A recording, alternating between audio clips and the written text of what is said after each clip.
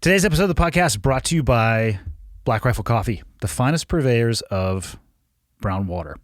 So if you want to have coffee that doesn't taste like it was stirred with the dick, go to blackriflecoffee.com and they're going to have everything that you could possibly want. They got merchandise, coffee equipment, t-shirts, hats, everything you could possibly need.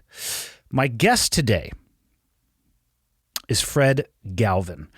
I've never had a MARSOC Marine on the podcast, so for one, that's a huge bonus. And he spent 27 years in the Marine Special Operations community, so he does a very good job of explaining exactly what MARSOC is and how they fit into the SOCOM world.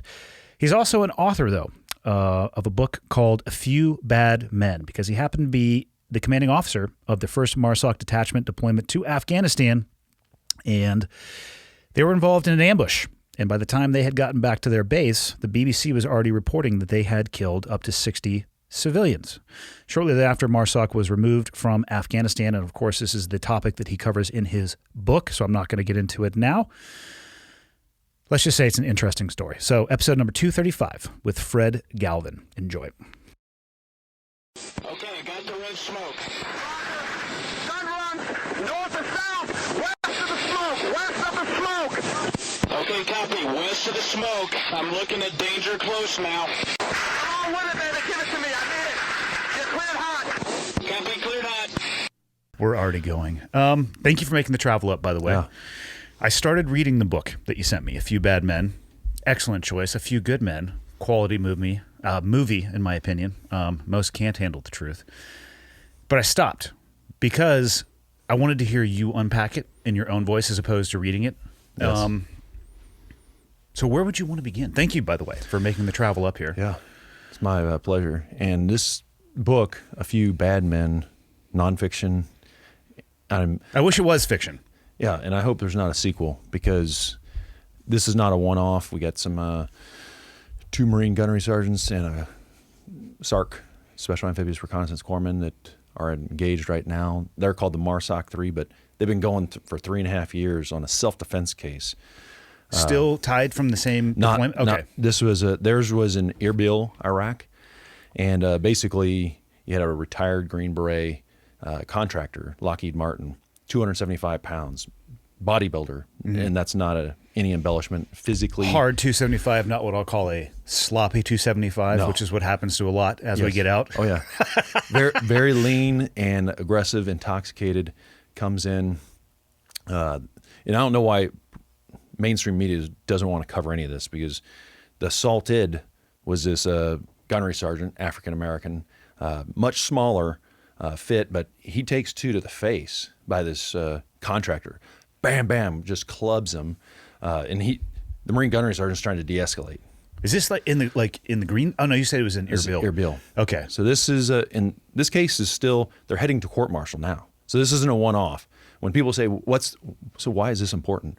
Well, we have a military justice system, and we have senior leaders in the military, unlike in the civilian world, that when a jury in the civilian world, they don't report to the judge. Their jobs, their promotions, their retention, their next assignments, completely, it's not a closed loop. Yeah, by design. Yes. So it's uninfluenced. In military, different story. And you and I have seen these court martials or military justice cases where somebody's truly innocent, completely innocent, but somebody has an axe to grind, and they're going to literally destroy their lives. And that's unfortunately, the military is one of these systems that has absolute power in many cases, unless you want to roll the dice. I mean, if you go to a non-judicial punishment where the commander he or she has the ability to, within those parameters of the maximum punishment, they can basically crush somebody and destroy their life. Yeah. Or you can say, I'll go to a court martial and have a jury, but in special operations, that court martial is a very small community. In the Marine Corps, special operations is the smallest. So they've literally moved all the Marine special operations from Camp Pendleton, California, now back to Lejeune. So really? Yes. It's a huge mistake. I mean, think strategically to tactically. Strategically, you have all your assets in one location. How stupid. Tactically, you're only probably going to train so many days outside of your home station just because of cost and everything else. So you're really getting one environment, a flat swamp to train in. Yeah, Pendleton's got some pretty diverse terrain, actually. And from there, And ocean. And, yes. Yeah. Maritime, you can do a lot of urban. You can go out to the desert in a day's drive. You can go out to Yuma and all places around there, mountains up in Bridgeport. But now, so anyway, these guys, their soon-to-be jury will come from that Marine Special Operations community. So, did somebody end up losing their life in that? Yes. Okay. So a little bit of background, and then I'll get into a few bad men. But this provides, the reasons why this is not a, hey, this just happened and it's, probably won't impact anybody else. This is the nation's largest employer, the United States military, Department of Defense, with all the active reserve, contractors, civilians. If you stacked Amazon and Walmart together, until just recently, DOD is still the largest employer. But Amazon can't put you on bread and water or confinement, on a ship. They can't sentence you to death like that former Major Hassan Nadal that gunned down everybody in Fort Hood. Yeah. Been sentenced to death. But the military can. I support that sentence.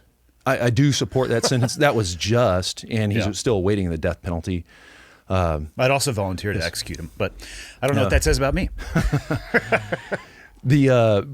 One of the things going on with these guys, so Gunnery Sergeant Danny Dreyer gets punched. He was trying to de-escalate, hands down, hey, calm down. And the other Green Beret comes in, punches him twice in the face, coming in for a third time. And the other Marine Gunnery Sergeant, his buddy, hits the Green Beret in the face once. Just one impact, no other, I'm not even talking other foul language, but he hits his head, goes down. 4 days later, he'd been evacuated to Landstuhl, Germany, dies. And all three of these guys, to include the Recon corpsman who was treating the patient, the guy who was assaulted Danny Dreyer, they're all three charged with homicide. It sounds like, really? That's the look that hopefully Americans understand, like, this doesn't make sense. Yeah. When you read this book, the upfront, so if people liked combat action that was like an American Sniper or lone survivor from Iraq and Afghanistan, or a few good men, the courtroom drama, this has all of that, from a career perspective. So a lot of combat action in Iraq and through Force Recon prior to the activation in 2006 of Marine Special Operations. And then you get into our deployment and the combat action there.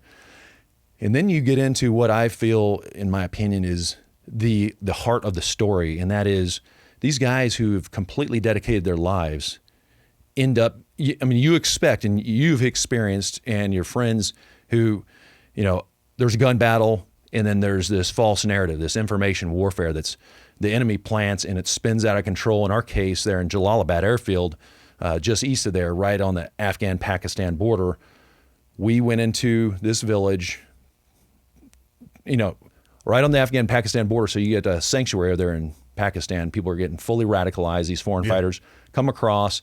The first little village is this town called Badi Ko. And that is basically a logistics site and link up with your handlers, and they're taking them to get the jihad on against the infidel, Kandahar, Kabul, Sangin Valley, everywhere else. So we knew there's 4 suicide bombers. We knew the house that they were in. We're going in there. And this is a ridiculous nature that in Iraq, if we had good intelligence, we could go and, immediately go in and, prosecute. Go. And I'm not talking like in a court. You could action the target. Action target. Situation is very different. Now in 2006, they changed the NATO rules of engagement and said before we were operating under the U.S. rules of engagement. So under this counterinsurgency, which is, in my opinion, was immoral. That's why we lasted 20 years. And thank God. I wish it had done earlier, and Trump had ended what the lunacy of what was going on, and Biden finally did. I didn't agree with, the retreat that happened last August.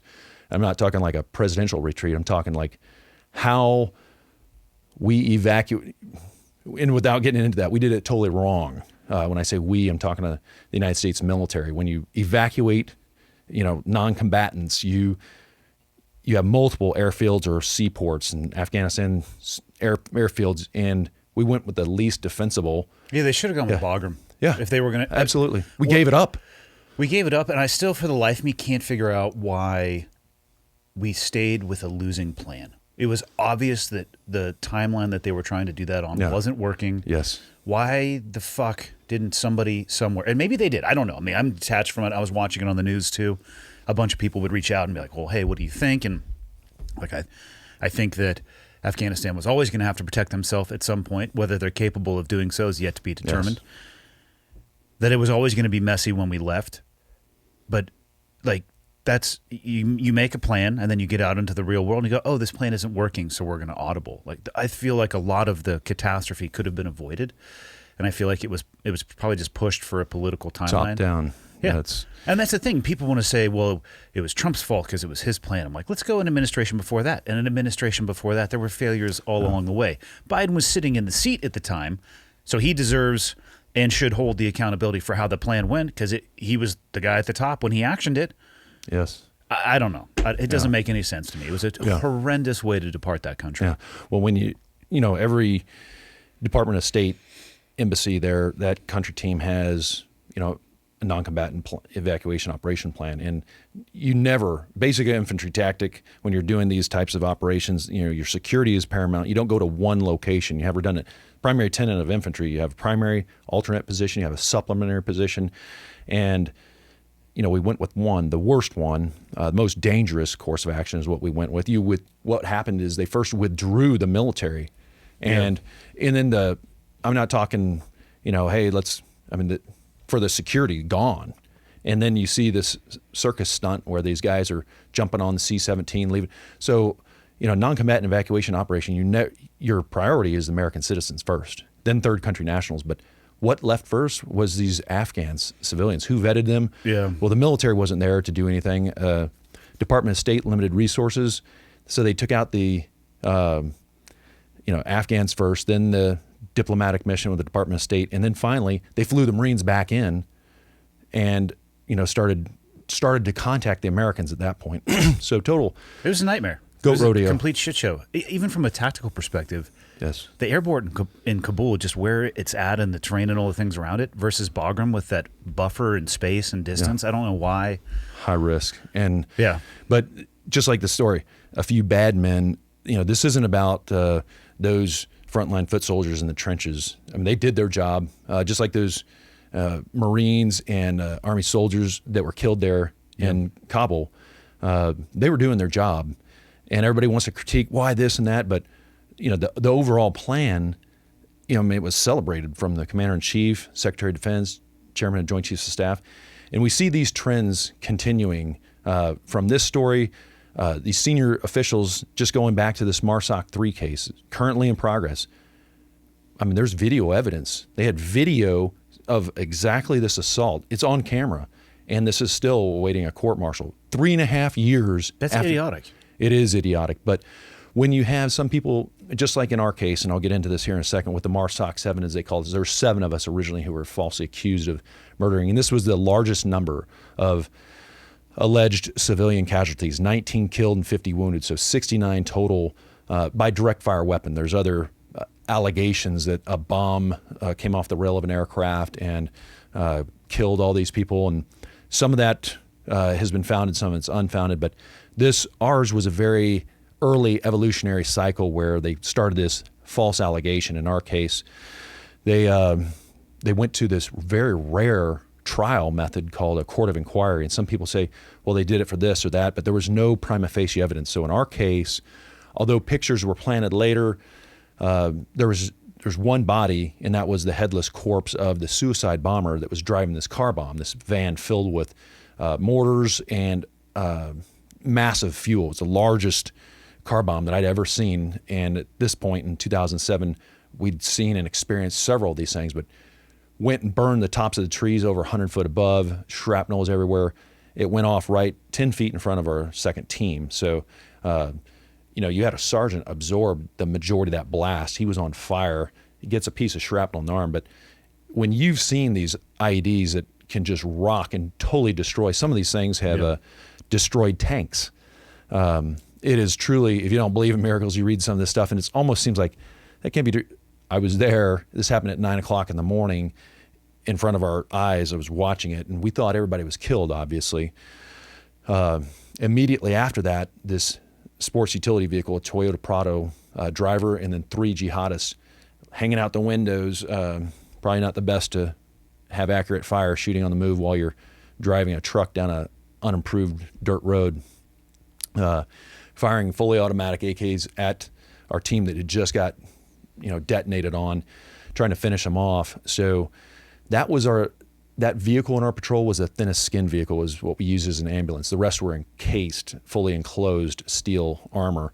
That one had a compartment, sort of like a square with an open roof where we could load patients in the back of it. And I believe they, just my opinion, they targeted that vehicle because the strength of the armor or lack of it. And so they hit that vehicle, went off. They tried to come in and T-bone these guys. So our turret gunner in there, and then a Marine in the back troop compartment stood to their feet, used light and medium machine guns, and aimed in, made quick work of that Toyota Prado, killed the guys firing weapons. The driver bailed out into a ditch and was still continuing to fight us throughout, and he survived. Later on in the story, when you read the whole story, this guy was one of the prosecution's lead witnesses. The guy that was driving the yes. vehicle with the 3 machine gunners? Paid for, and he changed his testimony because NCIS investigates this guy, where he says in a sworn statement to NCIS that three men in the vehicle were killed. Of course, he gets paid salacious payments, the equivalent of 4 years' salary. So, where did they find this guy? In a detainment facility somewhere? No, but he's an alleged. He self-proclaimed mujahideen. So we paid this guy. He's paid for the 3 killed in his vehicle. And then a year later, he gets dragged onto base in Jalalabad airfield, interviewed, and the court swears. Yeah, that's what I mean. Like, how the fuck did they get a hold of this dude to get his testimony? So they did send it. In our case, it was, you got to, I don't want to tease the book too much, but NCIS had a mission to convict us. In their mission statement, it's written and said, we'll have 2 teams. One will go interview, because we were already kicked out at this time from Afghanistan. They sent us to Kuwait. So by their order, they had an operations order. One team was going to Kuwait. One team was going to Afghanistan to observe and do their investigation. It makes sense. This is what investigators do. They want to get to the facts while they're still fresh. What actually happened, and I don't know who gave this order, but the decision was made to change from their operation order to have both teams go to Kuwait and dogpile on our Marines. And I'll get to some of that in a second, because some of it's just so immoral. You go back to, like, why are these Marines constitutional rights? Like, why was one Marine during the Article 15-6, that's an early preliminary investigation, he was, they had an Air Force colonel. Why you'd have an Air Force colonel do an investigation on Marine special operators, it defies logic. But he made a statement, the young sergeant that was driving that vehicle that got blown up. The bomb went off right in front of him. So he told the facts just like it was to the Air Force colonel. We get kicked out of country, he gets interrogated. They threaten to deport his family if he doesn't sign their pre-made statement. So the role of an investigator or a prosecutor is to present facts, not to create them. And when you have such bloodlust, like we were mentioning before the show, like when somebody wants to get somebody so bad that you're willing to manufacture, and that's nowadays, this is a product of modern media. They want something juicy, but in this case, these are not members of the media. These are naval criminal investigators. So what incentive do they have? Is it just to, get the, a big case like the 1st Marine Special Operations Task Force, we're going to convict these guys? Or is it somebody giving them a wink and a nod? Like, this is what so when you send 45 criminal investigators and 4 prosecuting attorneys against 7 guys, you dogpile 7-1. When you were 45. There's the reason they call us the MARSOC 7. So there was the Hamdaniya 8 and the Haditha 8. There's other cases going on. So they quantified the number of accused, and the term, we were in Marine Special Operations, so they call us the MARSOC 7. So, but when you were frogmen, you didn't go, if the odds were 7-1, you're probably not. You're probably going to say, "Hey, boss, we need some reinforcements." It's going to fail the risk assessment matrix. Yeah, it's why are we doing this? So we don't fight ourselves when somebody is trying to dogpile. But when you start to break, I mean, the 14th Amendment of the United States Constitution prohibits, if you have citizenship, you cannot have it revoked, whether you're native born or naturalized. To threaten an American citizen who's been naturalized legally. Oh, through his service, probably? Yeah, well, he came from Guadalajara when he was young and legally went to school. Probably wasn't in social studies absorbing. Who knows what it was like in East LA where he went to school. But, they see people who are vulnerable and they go after that. And they use this ethnic targeting against two people. Both were Latino. They offered everybody, oh, you can take a polygraph. But why did they go after Staff Sergeant Q so hard again and again? He testified in court, like on Thanksgiving Day here, they show up at his house and try to strong arm him to go down. They didn't do that to any, they offered, meaning I got the same thing. You can take a polygraph. And I did. Yeah. Took it from the President of the American Polygraph Association. And it stated that there was no civilians killed that day. Yes. Before we get too deep into this, I want to back up a little bit so people have context. So two things. I've never had anybody on the podcast from MARSOC, and I've gotten a lot of requests from people to talk about it. So you can probably unpack where it came from. But even before that, how'd you find your own way into the military? Okay. And doing some background, it started when I was young. So just like with you, Andy. My mom, she was a travel planner. She put together packages for farmers, group travel, and travel all over the country. And so being there in eastern Kansas, I didn't really know too much about the military whatsoever as a young kid. I was just normal. We'd out be playing sports. Yeah, probably climbing the mountains on your weekends. Not in eastern Kansas. Joking. Yeah. We roamed the prairies. It'd be real tough to do terrain navigation in Kansas. Like shit. This topo map has no lines. Hope your dead reckoning's good. Yeah. So, but my mom took us to one of the tours she was planning was American Historic Tour, and this went all over the East Coast. And so as a young kid at 10 years old, I got to see all these different sites of from the American Revolution to the Civil War. And literally, so this was a large group travel agency, so they'd have, whether it's National Park Service rangers or tour guides, provide some really, very deep analysis, and they talk and engage us because, we're going to bring all these tours in there. So they had very descriptive, and you'd see some of these, some of these things were actual reenactments, and some of it was at the battle site. So you saw, and then there's pictures of these people literally getting, drinking the whiskey, and then they're sawing a leg off for amputation. As a kid, I was like, I just couldn't hardly imagine that was our American history, that's what these guys went through to fight for our freedom. And some of it was crazy. And then, you see us fighting for, the Revolutionary or the Civil War, the freedom of everybody, and the 13th Amendment, how, an American president fought so hard just to try to get one Democrat to vote on their side to, and it ended up being, some of them abstained, 8, to abolish slavery. And, so people would not be oppressed in the United States. And that's one thing that's always hit a nerve in my heart, is when you see someone who is, physically or just their position in an organization, they are vulnerable. And just like I was describing with this sergeant and these 3 Marine Special Operators currently under fire, who I've been very active over the last 3.5 years to defend them, pair them up with attorneys, get them legal defense funds. And people are like, what's going on?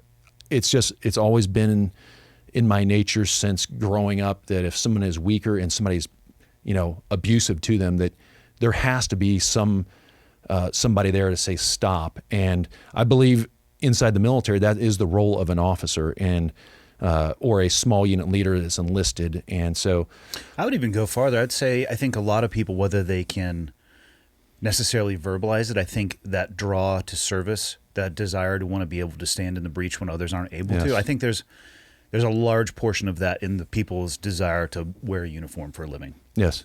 And a lot of guys were this, hey, when you mention the uniform, they see the Marine in the dress blues. Best looking damn uniform ever. I had no idea anything about the different services until this buddy of mine in high school.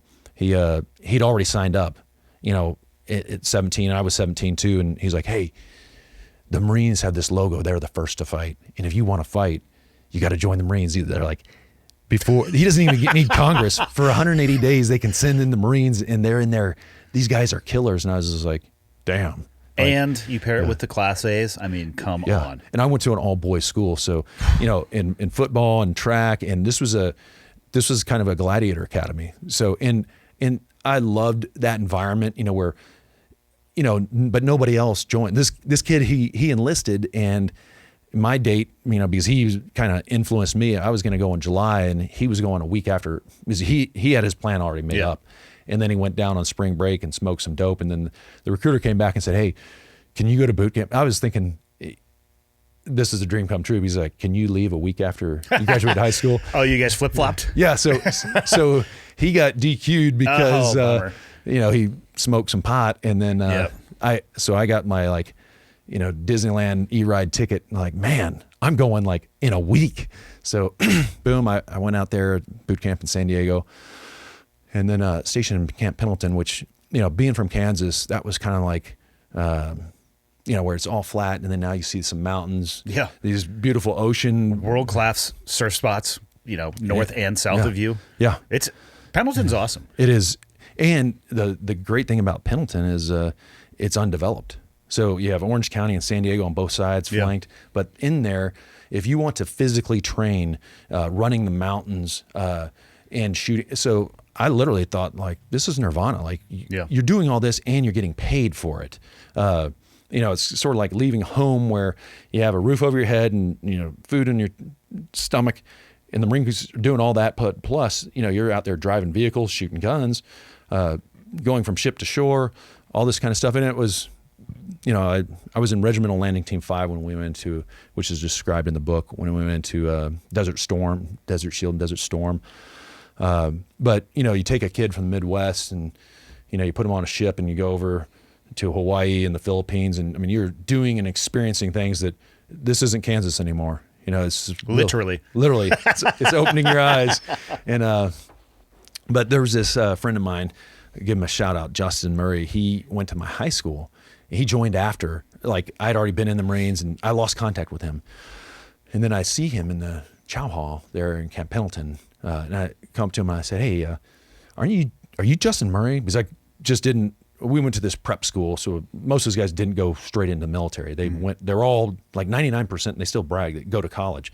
I was the one that I didn't really have an easy path. My mom raised 6 kids, so I went in the Marines, and then we went, overseas. It was this great experience. But right before we go overseas, I run into this buddy of mine, and he's like, "You need to come over Recon."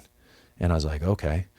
And he's like, "Hey, just meet me in my barracks afterwards." And they start talking about these stories about all the stuff that their guys are doing. And I was like, I really didn't know about this, but this is awesome. This is where I need to be. And these guys are, they're real warriors. And so he's like, "Show up over at our little command post." And I did the next day, met their senior enlisted, this first sergeant. He was a great guy. And he's like, "Meet the sergeant over at the pool tomorrow." And so I go talk to my gunny in charge of my platoon, and he lets me go take this NDOC. And so I go take it and I pass it. And then I go back and report to my gunny, and I'm like, "Hey, I passed it." So the company executive officer, this fatter guy, I'll call him well-nourished, I'll say. Yeah. I don't want to shame anybody. He didn't miss any meals. No, he didn't skip the line. And so he got so angry. And there's always, when you see these haters, there's an incentive. There's an underlying reason that hits a nerve why they hate. And it almost always has nothing to do with you. No. It has a lot to do with them, their own insecurity or a failing or trappings in their life previously. Yes. So at that time, I was a young corporal. And was that E4? E4.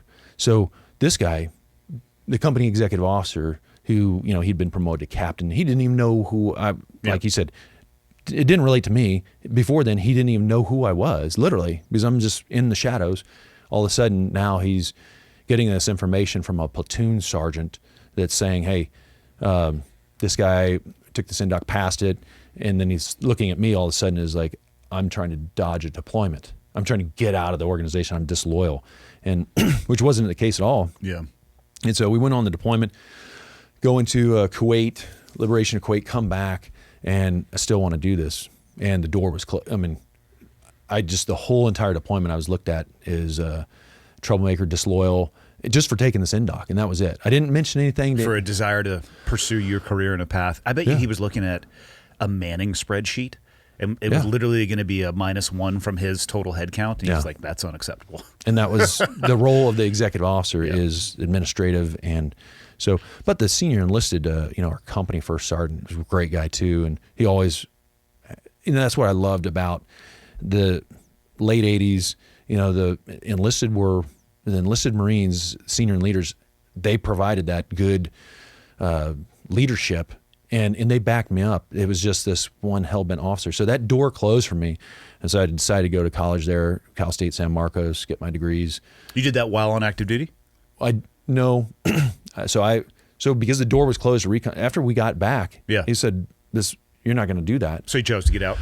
So I chose to get out, went in the reserves, went to college, and while I was there, my whole thing was I don't want to waste a lot of time at college. I wanted to go back in the Marines, and so I went to college and was completing the courses as quickly as I could. Even one summer, did like 15 hours, like a full semester over the summer.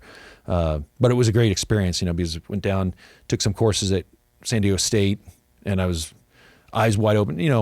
One thing we left out about San Diego is there's a lot of women there. And when you're a young guy from the Midwest and you went to all boys school and you're kind of unsocialized, call them distractions. Yes. There's a lot of opportunity in San Diego and Southern California. And when you're right in between, Orange County and San Diego, is awesome. Yeah. And then going to college, Cal State San Marcos, it was only open, and I had a ton of credit because I went to this Jesuit prep school. So I had like a year and a half worth of college credit. And I took some courses and I got credit for some military service. So I went in as a junior, and I did literally in 1 year, I knocked out my 2 years. So I was in and out as quick as I could, but met this girl, she was from Newport Beach, and she convinced me like, I'm not having anything to do with the Marines. And that was my whole goal. So these recruiters came on campus, and they, career fair and this brokerage firm down in La Jolla, you can be a broker. And so they recruited me. Got my securities license, did that for 2 years. First with this penny stock firm, which was like straight out of the boiler room sweatshop. Some Wolf of Wall Street shit. Wolf of Wall Street, straight up. In the morning, everybody's wearing these white shirts, and these managers would be like, these guys were like athletic coaches, like, Denver, how many shares of this stock are we taking down? And God. They were totally manipulating. I was like, this doesn't seem like, what we just took in the Series 7, this may have some compromise here. I feel like we're bouncing up against the ethical boundaries. Yes. So I quickly jettisoned that and was lucky enough to get over to Smith Barney, which at that time was, by assets and number of research analysts, was the largest firm on Wall Street. And so I did that total 2 years and got rid of this dead weight in my life, the blonde beach bunny, and went back into the Marines. So did you enjoy that work? I actually did, and that's for the last 2 years with COVID and everything, telework. I've been diving back into it, actively trading, a swing trader with stocks and options, and I've always loved researching companies and then doing also technical analysis on the charts. And I like to invest without researching. I try to hit it at the peak, and I sell at the trough. Yeah. So you've made a small fortune because you started with this large fortune. And sure. And then you just take, any winnings that you have and go buy new cars and drive them off the lot. It's great for asset development. Yeah. It's the stock market scares the shit out of me. Well, and right now, currently 2022, this quarter in the middle of the looks like bear the trap market. door is open. Yeah. So, people think that we're at a bottom, and, there's, if anyone hasn't been aware, there's huge resource issues, and it's not just because of Russia, but corporate earnings, and if the looming tensions with China, if they push 96 miles across the Straits of Taiwan, we're going to have a lot, because we didn't want any of this environmental issues in our backyard. So it's all over there in Western China. Yeah. All of our chemicals made for anything and everything that we have, we're going to have real problems, not just the small little tremors that we're feeling right now with Russia. But anyway, that's a separate issue. So I did that. I couldn't get back in the Marines. I was Really? I was trying to, because in What year is this? 1995. So this is Clinton administration. There was a severe drawdown, and which affected even when I did get back in funding. You couldn't even, people were training without rounds, faking it, blanks. The budget stuff was real for sure. Yeah. So I tried to return as enlisted. In that time, I was a sergeant. I was in the reserves. So there was this programs to come back in, but they just didn't need my rank because of the numbers. So I put a package in and went in as an officer. Easily got picked up because, like, with a degree, to be a Marine Corps officer, you run fast, no crime, college degree, and you're in there. So went in, and I knew, like, okay, the one thing that I didn't have the opportunity to do, I wanted to go in and be a recon Marine. Yeah. So that was my whole goal. I was like, the route to that was starting in the infantry, and then you have to be an infantry officer, do a tour there. So did the whole thing in Quantico, went out to Pendleton for my first division tour as a platoon commander out there again. It's where I wanted to go, loved it. It was awesome. And then sent over to Okinawa as a platoon commander at 5th Force Recon. So we actually worked a lot. Unfortunately, back in those days, the frogs were on the ships. And we doing. My first deployment was actually to Kadena Air Force Base. We worked with, you guys were. What years? That was probably 98 that I was over there. There was a different base. Same there. There was a different base. You guys weren't at Kadena. There was we were up at Camp Schwab, the northern. We would come up there and do some jungle stuff occasionally. Yeah, in the Central Training Area. Yeah. And Jungle Warfare Training Center. Yep. Yeah. So at the same time, I was there so went over there in 1988 to 2001 as a platoon commander. It was awesome because my platoon sergeant, very aggressive guy, didn't bring in any married folks into the platoon. So we were just going every month. We were in a country training, with Australians, Koreans, Thais. Those are literally the same people we were training with too. Yeah. I have a feeling we've crossed paths probably before today. Yeah. And then, so we did that as a deep recon platoon for the Marine Expeditionary Force, the 3-star general. We did that for 2 years as a platoon commander. And this is a kind of unique experience because platoon commanders in Force Recon in those days usually will still only stay for 2 years. And this is just the facts. I'm not boasting or anything, but I really loved, I didn't know what I was getting into by choosing Okinawa because I really wanted to stay in California with 1st Force Recon, but the boat space is there. And if as an officer, if you don't take, it's different than the SEALs where you're able to stay a long time as an officer. Well, there's nowhere else to really go until you start probably hitting the 04 to 05. They're not going to really push a joint tour on you. They will now, but up until then, it's very insular. Yeah. So in the Marines, it was an open loop, and if you're an infantry officer, they told us at the infantry officer course, you're infantry officers, and if you ever go to recon, don't stay there long and don't ever go back. It will destroy your career. And they told us that, and like, okay. So, but I get over to, this is literally nirvana. I feel like I'm Peter Pan, like didn't see my shadow yet, because you're going to all these countries and doing this extreme training, like high altitude work, hey-ho, halo, in Korea.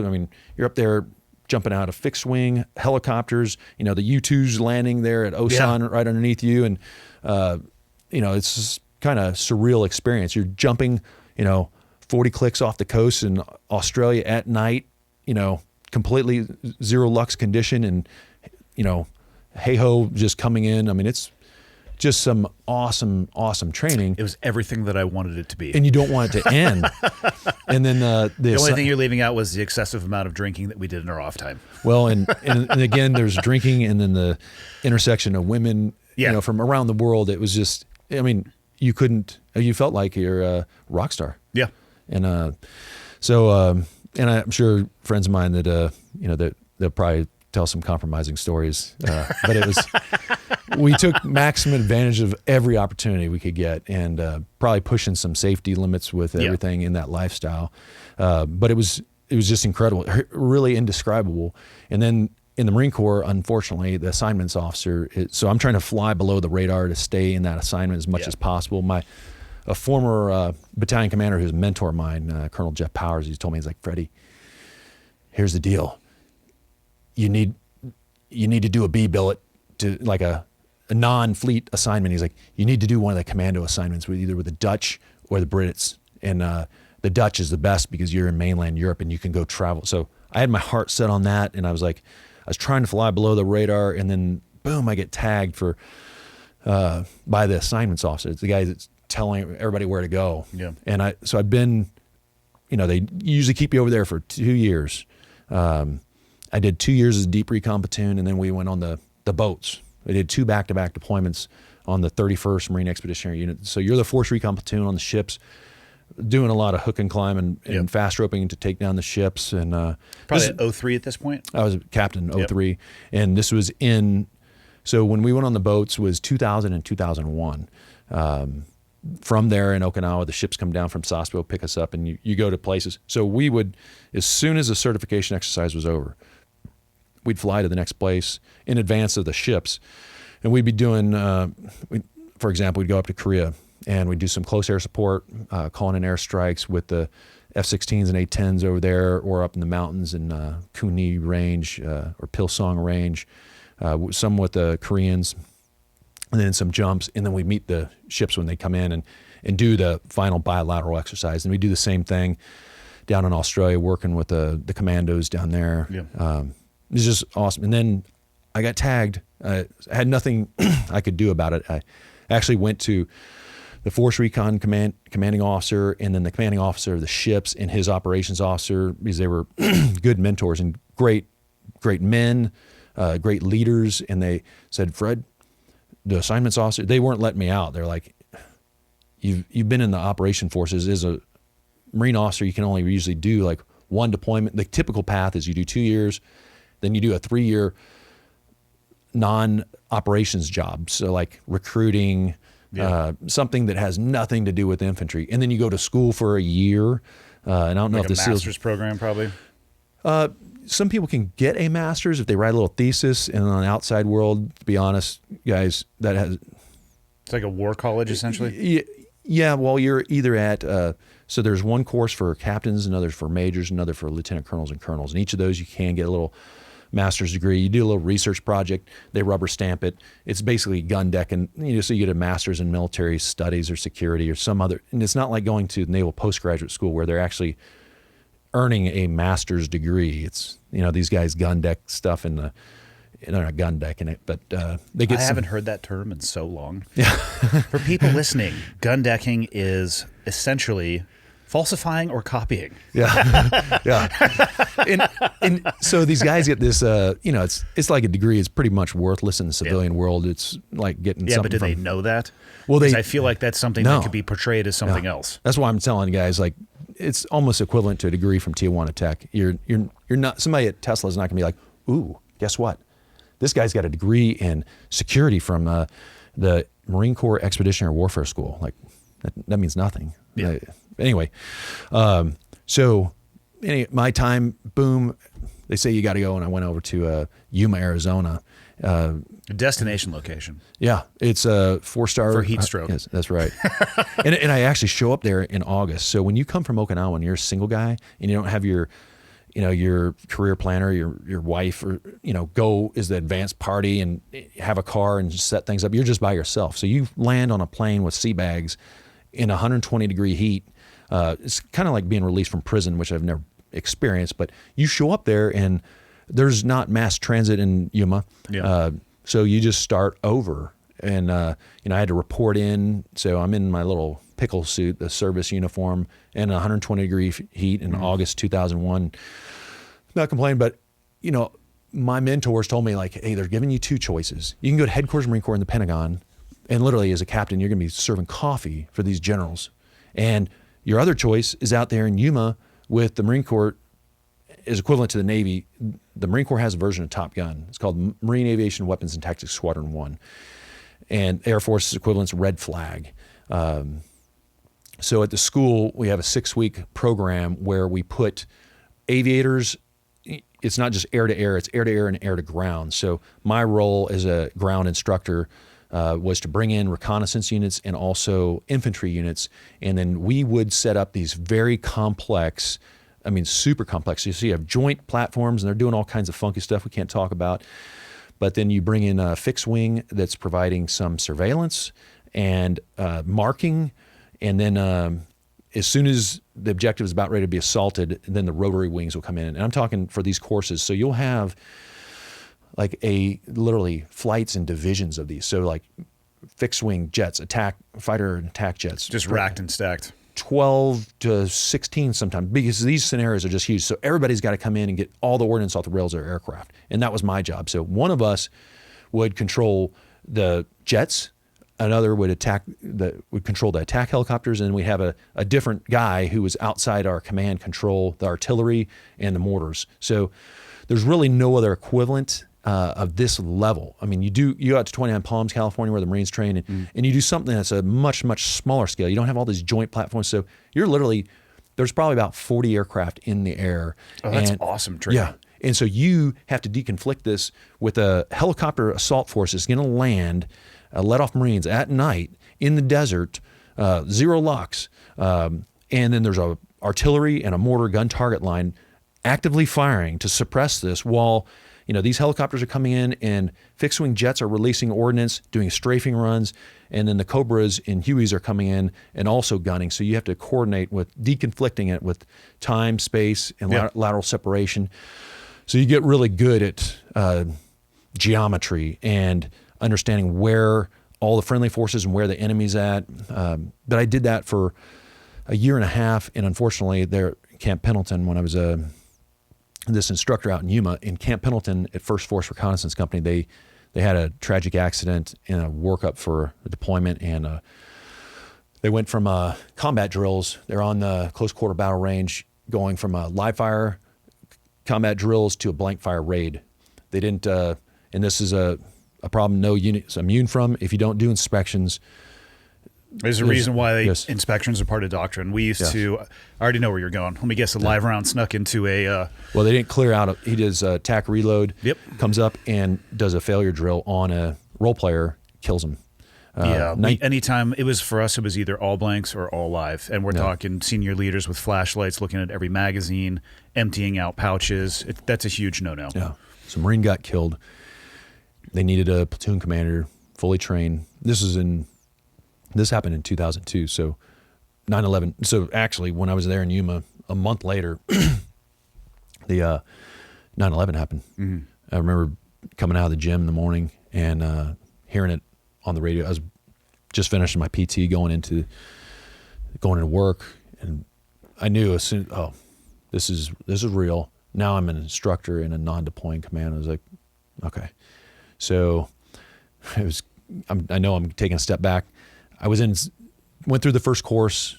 Our course at Marine Aviation Weapons and Tactics Squadron 1 is called Weapons and Tactics Instructor Course. I had to go through it as a student first before I became an instructor. And the week after we graduated, I had this appointment to get, because as a free faller, you can't have LASIK. Mm-hmm. So I had to go to Balboa Naval Hospital and get photorefractive keratotomy on my eyes.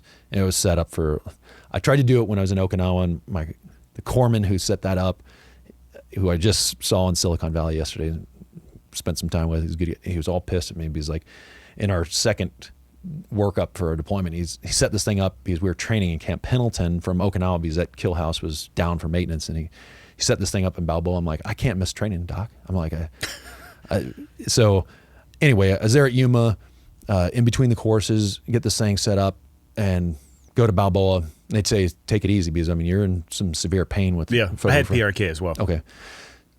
I get it done, and, I'm a single guy, so I'm there by myself. I drive up to camp. This is after 9/11, and just a couple months. And I feel like this is going to be like Desert Storm. Like, I got to go. Sort of like the movie, the other guy's like, you got to put me in, coach. Yeah.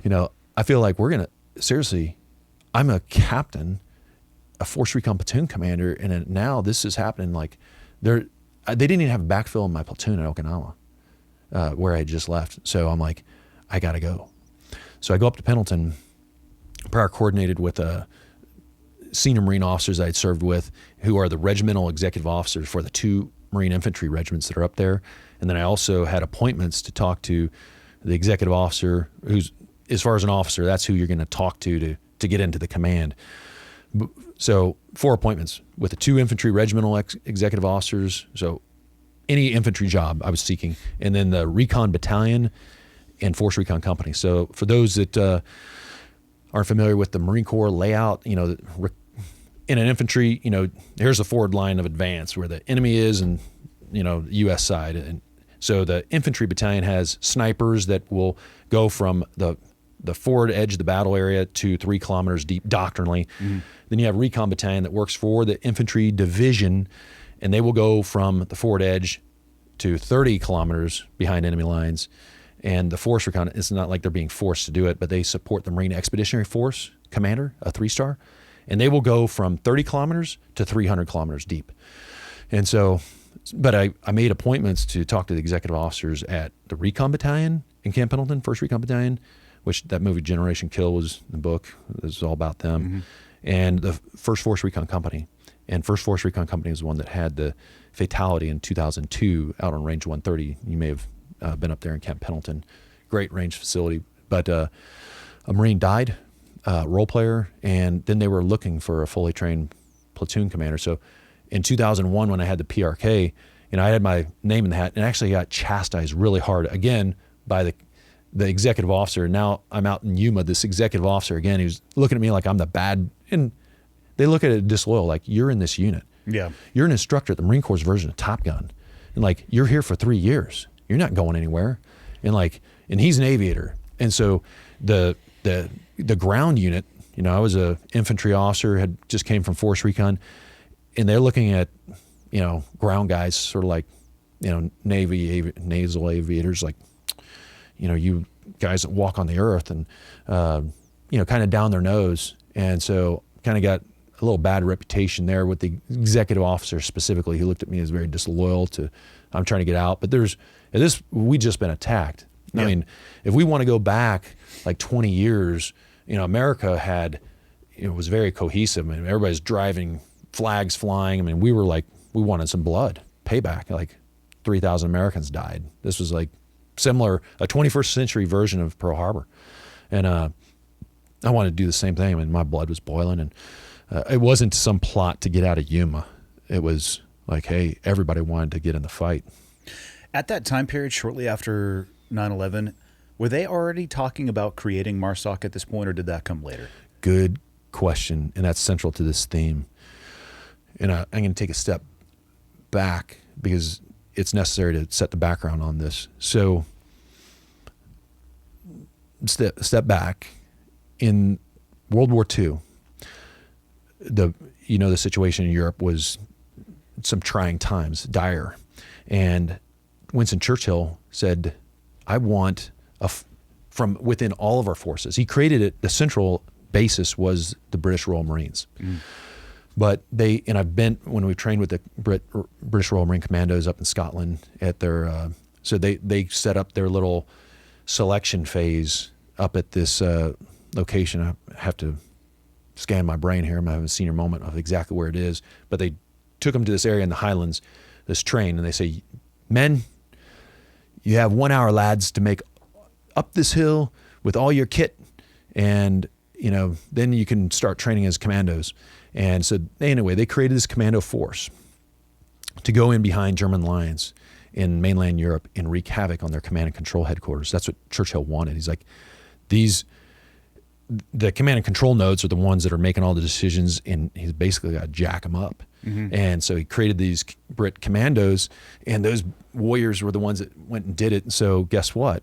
America, FDR got wind of this, and there had been this Marine who was stationed in China right after World War I, Edson Carlson, and he was major. They used to have a presidential retreat down in Georgia. So he was assigned, after he left China, he was assigned as presidential recruit or retreat duty, and he had the ear of FDR. So he kept telling him hey, we need to have a commando force ourselves. And he'd been in China, they had a little rebellion going on over there, and people think the term gung-ho means something about motivated and enthusiasm, and it really translates from the Chinese, from the Mandarin, to work together. Because he talked to the rebels and he said, how do you use smaller forces defeat a larger force?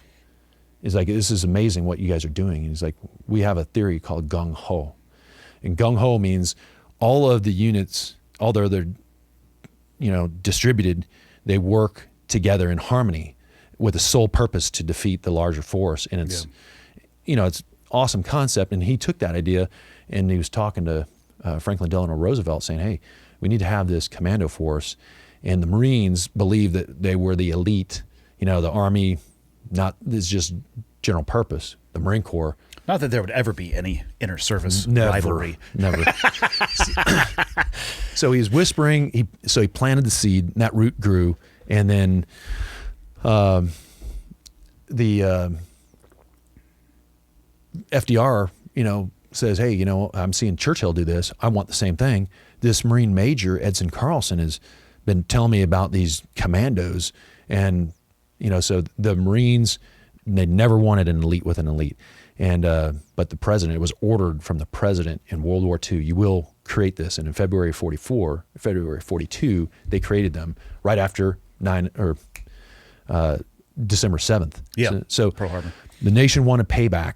And so some of this history is starting to repeat itself. As a technical stock analyst, I'm looking for trends. Yeah. So when you look at this, you see like September 7th happened, Roosevelt's getting furious because, we kind of sat out a war wall in Europe while people are just getting punished over there.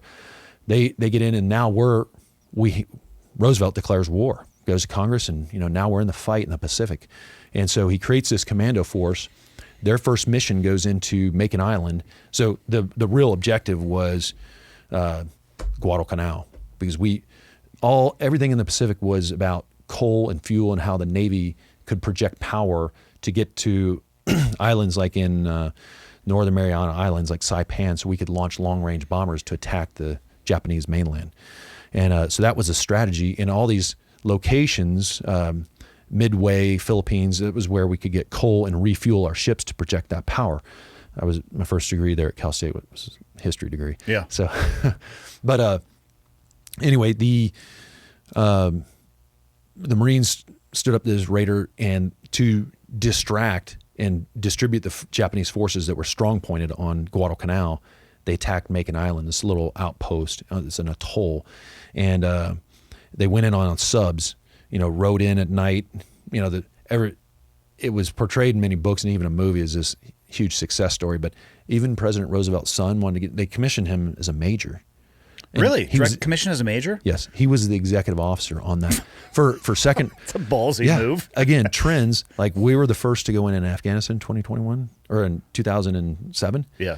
From 2nd Marine Raider Battalion. It was called 2nd Marine Special Operations Battalion at the time, but 2nd Marine Raider Battalion in World War II was the first to do any combat missions. So again, the number 2 battalions were the first to actually fight. Marine logo there, and they go into Macon Island. They row in, start, giving the good news to the Japanese, killing them all. And some Japanese on the other side of the island come to reinforce. The Marines get in their rubber boats, go back to the subs, and the surf is just coming down on them, crushing them. Marines losing weapons, radios. The majority of the force, except for one boat, gets washed back up on the shore. Oh, boy. Yeah, and the Japanese are there. With reinforcements. Yeah, and so this no kidding happened on the very first mission, and you can search the history. It's not the proud history, but the SEALs had the same thing. Delta Force had the same thing. When SEAL Team 6, let's look at how Panama, Desert One, One, before any of Yes. those commands existed, it's a fucking catastrophe. The very first. So if you ever read the book The Guts to Try? No. So it's by the executive officer, the second in charge, who was the Air Mission Commander, Air Force Colonel Little. It's a great book. And the British SAS took a wooden crate of beer over and delivered it when those guys landed in Oman, and wrote on there The Guts to Try. They, compromise intelligence. Warriors the information's gonna get out that these guys, when they came back, they knew what had happened. You got a national mission force in UK. They understood that it didn't go well, but they had the guts to try. And the same thing when, SEAL Teams 6 went in and did their early missions. Guys got killed. Drowned. I mean, of all things, a water jump where I think 2, maybe even more, drowned. Yeah. In one of the core competencies, or what's supposed to be a core competency of the community. And, the thing is just like the title of that book, The Guts to Try. Yeah. When you dare boldly, it's combat is not a noun, it's a verb. And the enemy has a say. So does Mother Nature. And things don't always go perfectly. And everybody thinks like, but it's... I'm still waiting for a time in my life when things go perfectly. Yeah. But anyway. It's right around the corner. So back to Macon Island, they're sitting there having to assess whether they're going to do next because the surf just smashed them all up against the shore. That's not a joke. It's fact. So the CO, the one that whispered in Roosevelt's ear, like, hey, we need to have this like commando force. He's the CO of the first, Marine Raider unit to deploy, which was 2nd Marine Raider Battalion. He took 2 companies, Alpha and Bravo, ashore. His executive officer, President Roosevelt's firstborn son, James Roosevelt, they write a surrender note. They used a local Kiribati, and they ran that over to the other side to surrender to the Japanese. And one of the Marines, again, these are the facts. It's not pretty. Yeah. But one of the Marines, we didn't have all this night vision goggle and, prior coordination of, friendly lines, but they see this guy running and it's at night and they shoot and kill the Kiribati warrior, the Kiribati local. And they take that note and, Tokyo Rose, who was doing like their PSYOP for the Japanese, they used that note, that surrender note, the rest of the war saying, Yankees surrender and Macon Island. Anyway, they kind of concealed this thing. The Marines eventually got back to the subs. They went to Hawaii, and it was this whole information warfare operation on the U.S. that, hey, we killed these Japanese, and the Japanese did have to distribute their force, which made Guadalcanal, which is still a bloody fight, but we successfully accomplished that mission. But everybody was awarded, and that was viewed as a huge success because it was payback for Pearl Harbor. Yeah. Anyway, but 2 years after those guys formed, in February of 44, they were disbanded, saying it is not in the best interest of the Marine Corps to have an elite with an elite. So anyway, 9/11, Rumsfeld, it was his second term as the Secretary of Defense. He'd been once right at the tail end of Vietnam. Now he's got his doctorate, and he's for Bush Jr., number 43. He's his Secretary of Defense, and he says all components of the Special Operations Command will increase capacity of Special Operations Forces. So he'd seen in Vietnam, the SEALs, Green Berets, he'd seen all these forces, force reconnaissance, these elite units. This was before the activation of Special Operations Command in 1987, which the Marine Corps decided to sit out. We didn't want to contribute to a joint commander, not have control. Like, why are we paying your tab and we can't even use these? I can't even drink the beer. Yeah. So, the Marine Corps was the only branch to sit it out, take a knee, didn't contribute forces in 1987. And because that was the year I joined. At that time, before the activation of SOCOM, the Marines had the slogan, the first to fight. I thought, these were the shock troops. Yeah.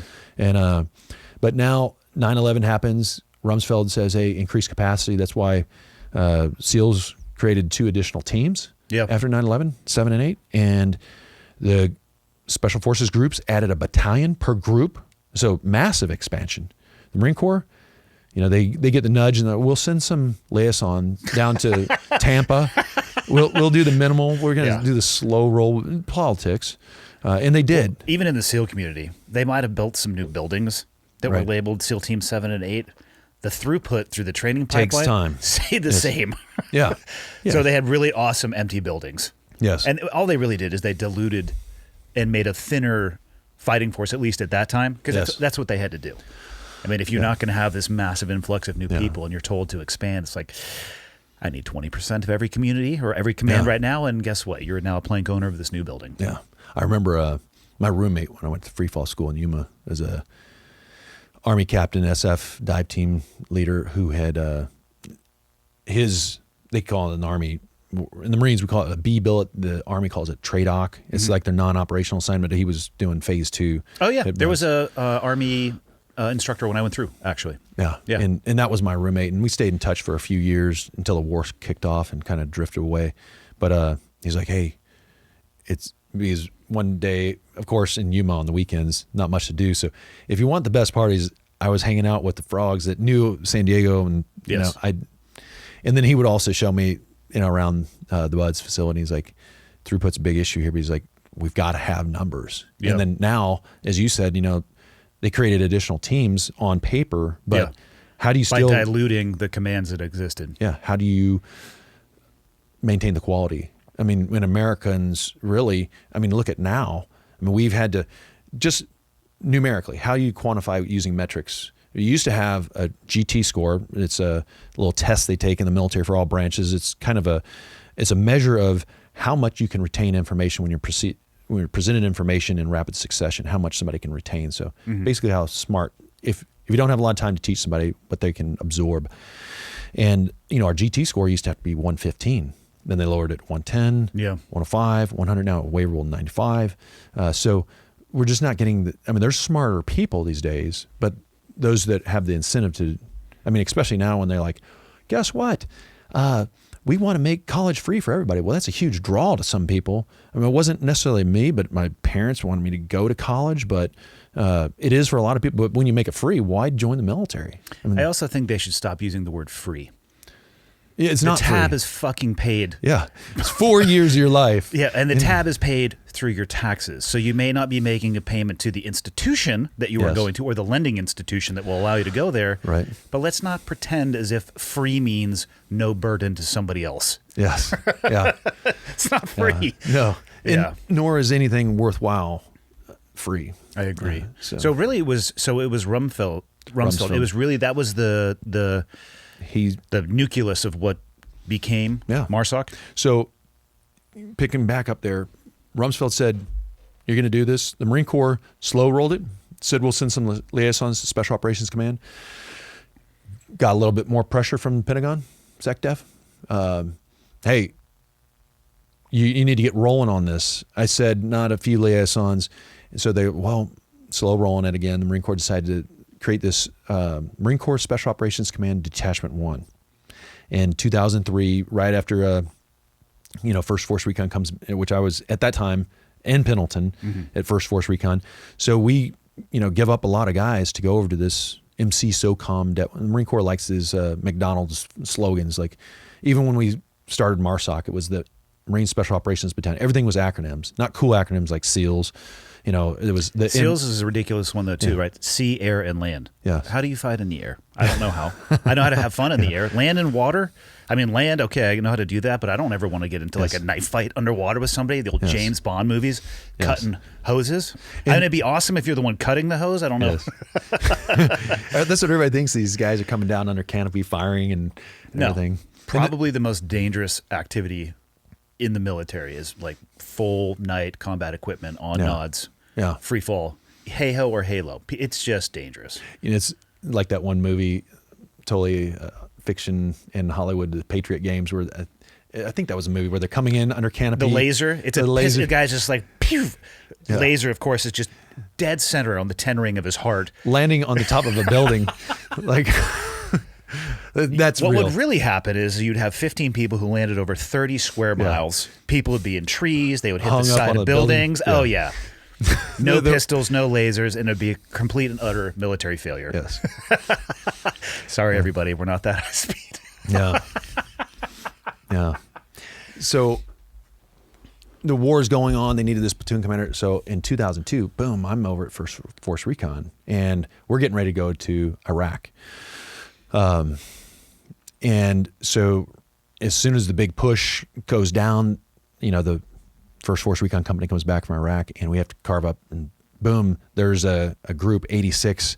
And that was some enablers, some intel and logistics guys, a colonel, full bird colonel on top. And they went and they deployed in 2004, NSW Group 1 over in Iraq. And, this was a test, a slow roll to make sure Force Recon could even compete with the NSW or the Green Berets. We don't know. We need to prove this. So it was a 2-year proof of concept that lasted from 2003, and then they stretched it to 2006. And in the meantime, Bush 43 Jr. gets reelected. And they thought he'd be a one-term president like his father. Yeah. And, elections have results, and the consequence was Rumsfeld stayed on as SecDef, and he told the Marine Corps, in fall of 2005, you're going to create this force, whether you want to or not. And so the Marine Corps was scrambling. And so literally I just got promoted to major. You know, we were doing these 6 month on, 6 month off deployments. So you had 2 force recon companies, one on each coast, and then one in Okinawa. But the ones in Okinawa were supporting the ships in the Pacific. So in Iraq, First Force Recon would go over for 6 months, and then at the end of that, we'd have a 2-week turnover on either side where we'd do a turnover with the East Coast Force Recon Company. And so we were doing that the first 3.5 years of the war, and then... That's such a crushing op-tempo. It was ridiculous. I mean, it's actually a recipe for just grinding people into dust. And that's... So guys, especially married guys, in, you know, one of the platoons that we replaced from 2nd Force Recon, and I'm not saying this is facts, it's not to disparage anything, but they had 22 out of 24 casualties. And so when guys are getting wounded and killed and seriously wounded, as you know, that puts something in the back of somebody's psyche, like makes them a little hesitant. And it's not, I mean, when there's no break, like, hey, we're going back, and literally because of the 2 weeks turnover on either side, so you're over in country for 7 months, you're back for 5. And you're doing that for the first 3.5 years of the war. And then we started this MARSOC. So I was there in Pendleton. We just finished a workup to go back to Iraq, and they say, you're the major. I remember I was over in Hawaii in Kona or Hilo with my ex-girlfriend, and I get this phone call. My buddies, they only, by the organizational chart, you had one major as the executive officer in a Force Recon company, you had one as the operations officer, and there was 3 of us, and I was there the longest. So it's like in the Mikey Life cereal commercial, they're like, hey, I was overseas, or not overseas, I was in Hilo with my girlfriend out of comms, and the 2 other buddies, my colleagues, they were there in Pendleton, and I was taking my pre-deployment leave because they'd taken theirs earlier. I just finished the workup, and they're like, hey, send Fred. And they give me a phone call. Buddy is only half the word. That's right. So I get this phone call from my buddy Lance, and he's like, hey, congratulations, you're the first guy to go to MARSOC. And they'd been talking about this MARSOC. And I'm in Camp Pendleton, so I'm back in California in a good spot. Single, I had a little Fonzie pad there in Carlsbad. Life was pretty good. And I get this call, like, I don't have a choice. I didn't even want to call my buddy back. I'm like, what, you know? So I go back there, talk to the CO, and he gives me the phrase, Fred needs the Marine Corps. And at that time I knew, like, when you say something like that, like, it's a never good conversations. Yeah, like you're about to be told something you don't want to be told. Right. And so, and I was asking, like, you know, I'll go, but I've been here for 4 years, and this is like your brotherhood, and you just finished a workup. And I left my platoon because now I'm a major, 04, equivalent of a lieutenant commander. And so I realized I'm not walking around with a carbine, you know, taking down targets, but I'm the guy in the operation. So when we were mainly doing direct action and personality targeting, going after these key leaders, and that's what I knew. That was my game. And I'm like, you know, having been a MOTS 1 instructor and using aviation, and I well suited for the role. Yeah, and I was, you know, knew a lot about how, you know, to use all forms of different intelligence to successfully. I mean, we had great results. First Force Recon Company, not boasting, but it's since the start of the war, in that 20-year span, from the beginning and end, they were there from the beginning and end, and they didn't have any casualties. Now, they had fatalities, and that's what got me to there in training, is the only Marine Corps unit that had a kinetic mission. No, I don't want to say casualties, no deaths. Yeah. We did have casualties, which is huge. I mean, if you can walk away, it's, you know, that can be tough getting wounded, but in our wounds were not serious. But anyway, so that was my family. I didn't want to go and get that from the CO.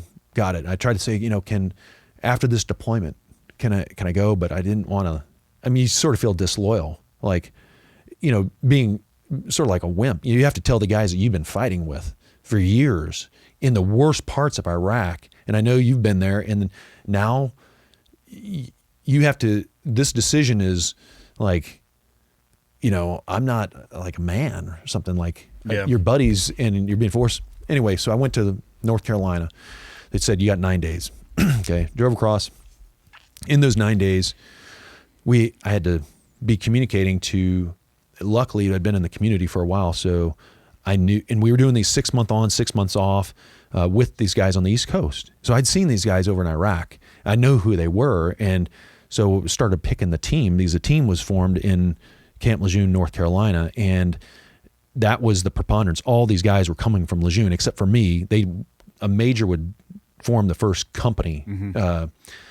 I know NSW sort of has these task units formations similar, but we were more akin to what was going on the ships. So you usually had a 25-man force recon platoon, and then you had an infantry security platoon, and then you had all these intel guys to assist. And that was kind of the construct, but we beefed up from 25 to 45 our force recon platoon, so we could really go and pack a huge punch. Yeah. And so we were selecting these guys from kind of who was alive and not seriously wounded, who was the best that we could, and we were cherry picking guys. Yeah. Well, as you should. Yeah. And but we knew, like, we're going to deploy in 11 months. We don't have time to horse around. I had to get the enablers, the guys outside of the force recon platoon. So having been at the Marine Corps' Top Gun, I knew, like, I don't want to horse around when you have some guy to plan all the aviation assets. And I know, they're in the, Virginia Beach area, you have guys who have JTAC experience, and you actually have pilots, and I wanted the best. I knew from having gone through the Tactical Air Control Party School as a student, and then controlling air and these massive aviation assets, I'm like, I need to pick the best. I don't want to tire guy that flies CH-53s or CH-46s and lands guys. Like, I need a guy that knows those weapon systems, like what a GBU-54 does. He understands, he's controlled, he's done a FAC-A, he's in the aircraft, and he's controlled aviation in a large setting, not just his own. So I picked this guy who'd flown for us, F-18 pilot. It was a recommendation and from one of our air officers at First Force Recon Company. He's like, oh, you got to get this guy. And I'm like, where is he? Oh, he's going to Red Flag. He's in Nellis Air Force Base right now. I'm like, okay. So I kind of charted out those 9 days. I'm like, I can go to Vegas. And this guy was at Vegas. I'm like, meet me at Spearman Rhino. And had a little interview there over some beverages and some entertainment. And for those that just Google it. Yeah. And so I'm like, okay, are you single? What are your hobbies? You have this big gun guy. And I'm like, okay, as long as you don't have all these distractions, and if you've got all this stuff on the side, like, we're going to war and nobody's told us where it's going to be. I need somebody totally focused, it's experienced, that has that mindset of a warrior and is not going to be distracted with silly other things, because we are going to be training as much as possible. And that was our mindset, that at that time, there's high casualties, and I didn't want to. I mean, there's a lot of this stuff is accidents. I mean, yeah. I'm talking 2006, so Operation Red Wings, Lone Survivor. All this stuff is in our minds. Not only accidents, but mistakes, yes, and errors, in planning, in judgment, and leadership. It, they say, I'm sure you heard it often throughout your career. There'll be a rule of some kind, and hey, this rule is written in somebody's blood. Yes. I think people, if the military, the U.S. military, SEAL community is all I can talk about. And prior to 9/11, it was a very capable force, but nothing in comparison to what it is now. And those first few years were probably far less seamless than most people would think. There was a lot of writing in blood that was occurring. Like, this is a great academic principle that falls completely on its sword in practice, so we need to change this. Yeah. Yeah, it was a rough time period.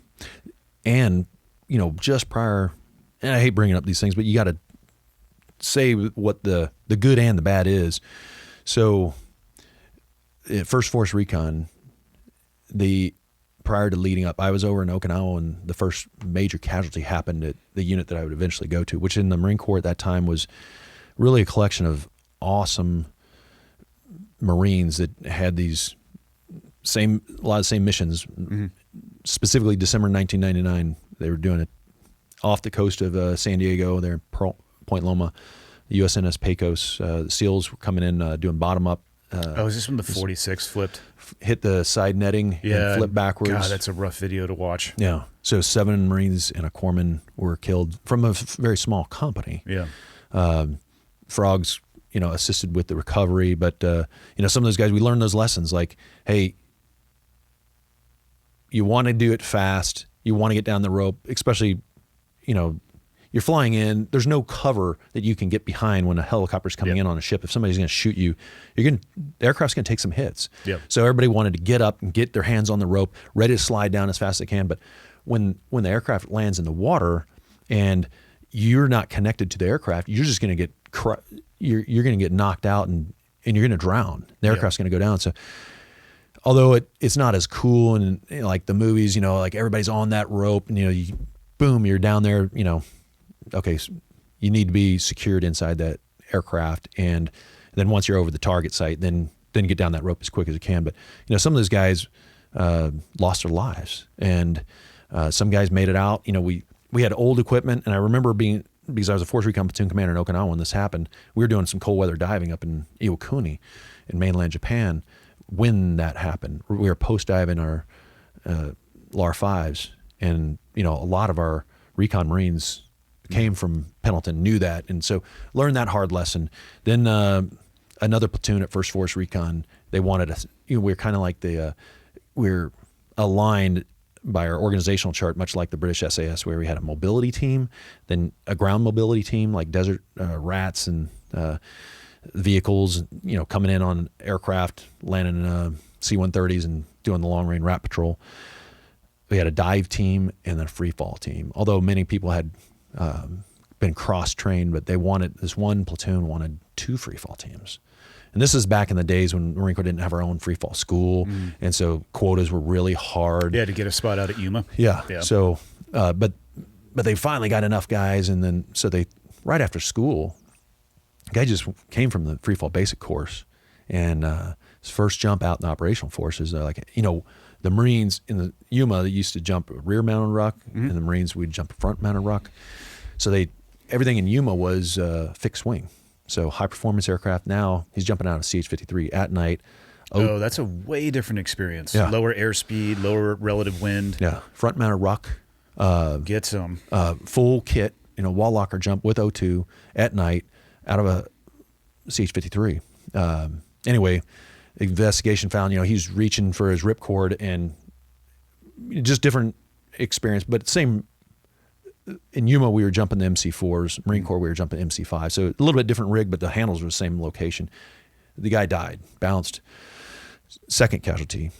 Then this one in August 2002, when they went from a live fire combat drills to blank fire raid. Role player fatality. Player 3 right in a row. 99, 2001, 2002. In 2002, they relieved the chain of command. I was one of the guys they brought it from instructor duty out in Yuma. And then we're getting ready to go to war, Iraq, 2001. We already had platoons fighting in 2001 in Afghanistan. So, we were very focused. And when we stood up Marine Special Operations Command, we were picking the Marines. And I was like, okay, now I got to find the intelligence guys. I need to find we had one on the organizational chart, one officer who would be able to control fires, and one enlisted. The enlisted guy I already had known. I chose a guy that had operated with us in Afghanistan. Marine Corps has a structure. Marine Corps, we love these acronyms. It like makes you a part of the organization, and so it's not yourself. Our guys that control fires in the Marine Corps, we take. At that time, they were from Air Naval Gunfire Liaison, Anglico. So I pulled a guy from there who'd supported us very well on our deployments in Iraq. I got a pilot, one that I interviewed in Spearmint Rhino, and then picked these guys, came over to Lejeune. We trained because I had 3 requirements. I don't know, in the SEALs, you probably, same thing, call them Commander's Critical Information Requirements. Yep, CCRs. Yeah, CCRs. And I told our general, there's a general in charge of MARSOC. And at first, so they just told me like, hey, this isn't how things are supposed to go. There isn't a unit that exists. It's going to activate later. So the orders, we're not even going to cut you orders. There's not any like pay line of accounting. Just drive to Camp Lejeune. And so I'm like, okay. I was a single guy and didn't have a wife and kids. So I pack everything in the truck and head to, from Camp Pendleton, go to Vegas, and then went to Fort Campbell, talked to 160th. I'd already made some connections there, worked with the 160th in Iraq. So I knew they told us we're going to go on the ships, but we're going to get off the boats most likely. So I knew having had that experience at Marine Corps' version of Top Gun, I'm like, aviation, you need to embrace technology. You're going to be destroyed by it. People were getting blown up and seriously killed by IEDs, roadside bombs. And I want to stay off the roads. So if we're not going to be with the Marines possibly, if we are, great, because they have aviation assets. But if not, I want to see what the 160th can support us with. So went in there, talked to the regiment, talked to guys at 5th Group as well. But I kept asking questions for the whole 11 months of our workup. Here's our 3 commanders' critical information requirements. What's our mission? Are we going to be training people? Mm-hmm. Are we going to focus on direct action? Are we going to do special reconnaissance? Are we, going to take down some ships? And that was one question. What's our mission?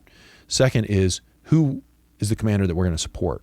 Because the earlier you can coordinate with that commander and his staff and integrate and understand, hey, how do you envision us supporting your mission? And then the third is, I don't need a 10-digit grid, but I need to know which subregion of CENTCOM, because I'm assuming that we're going to be in CENTCOM. So I was asking these questions of General weekly for the whole entire 11 months. Never got an answer. We got on ship. Whew. Yeah, you got on ship and had largely no idea where the hell you were going to go? Well, there was some rumors, and it would go back and forth. Iraq, Afghanistan. Rumint, if you will. Rumint, yes. Rumors yes. intelligence. Yes. And so at that time, and you saw this, you have a New York Times full-page ad, this information operation warfare. This is going into a political, general presidential cycle. In 2007, they put this full thing out there of General betray us, because he was in charge of all forces in Iraq, and he wanted to surge. And going in, Marines, soldiers, special operators, people were getting killed, wounded seriously in Iraq. So they were, boom, this was real bloody. And we were the pawns in this stuff too. They didn't want, going into that 2008 election between McCain and Obama, they, now Marines are in Afghanistan and they murdered these civilians. And being a guy from Kansas, I didn't expect to be exploited like something that we would do at the tactical level. Now this is international media. You have a head of state, President Hamid Karzai, condemning us publicly. The general's booting us out, and it happened like that. Maybe look into Hamid Karzai's family lineage and lines and what his fucking family was up to in that country during that time. If you have any free time. Yeah.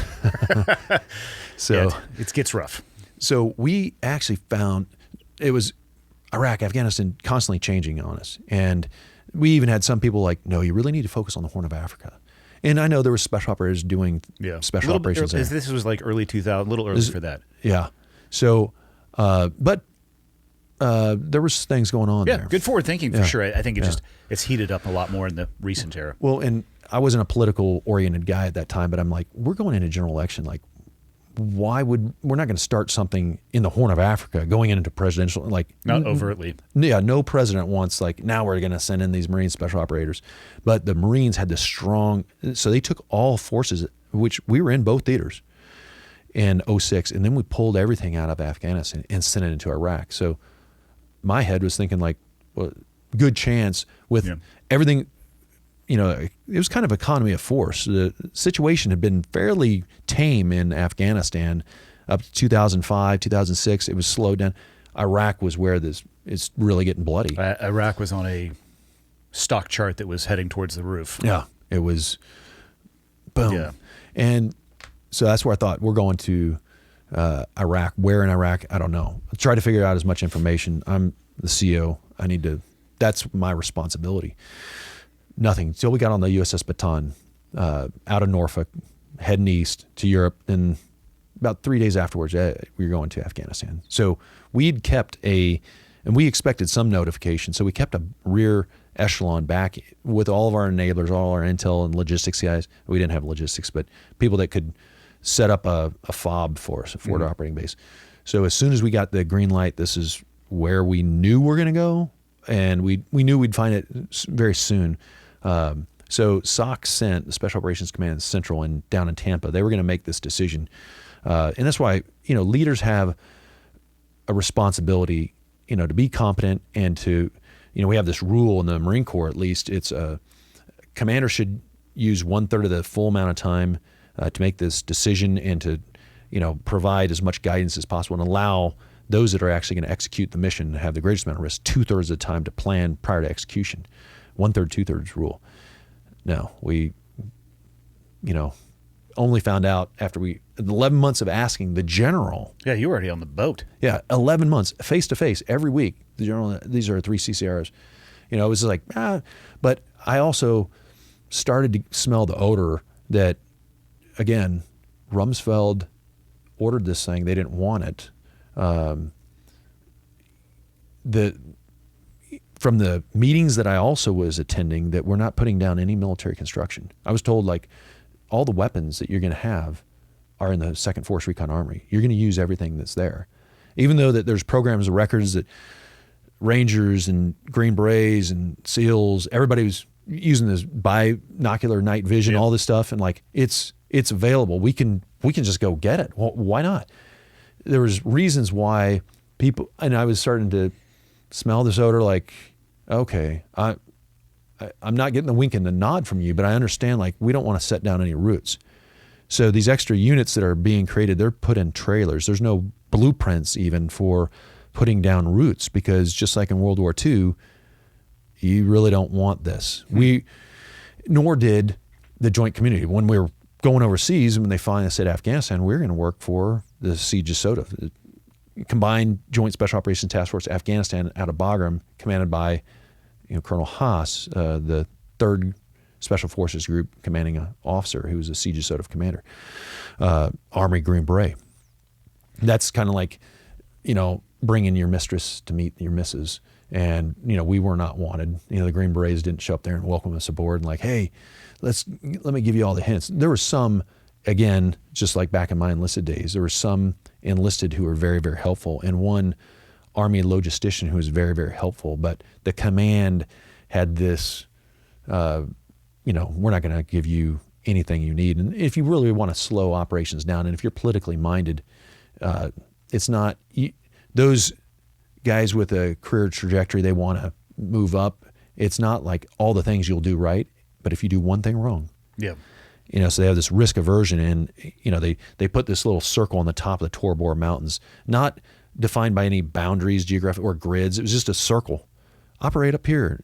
That's the last place that they spotted Osama bin Laden. So at first, naive Fred was like, okay, Osama bin Laden, I know who he is. And that sounds, man, sounds awesome. We're the lucky guys. And then I realized well, wait a second. U.S. taxpayers built this nice paved road, the only road at the time in Afghanistan, and it's connecting Pakistan and Afghanistan. So why would you summit in February when we landed, a snow-covered 14,000-foot peak, when you got this road? All the poppy that's being grown is being exported on that road, and foreign fighters are coming in. So I quickly realized, and we weren't trying to resist. We were the whole time.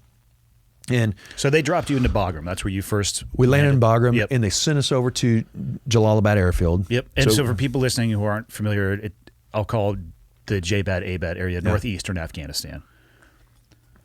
Eastern. Yeah. Nangarhar province. Yep.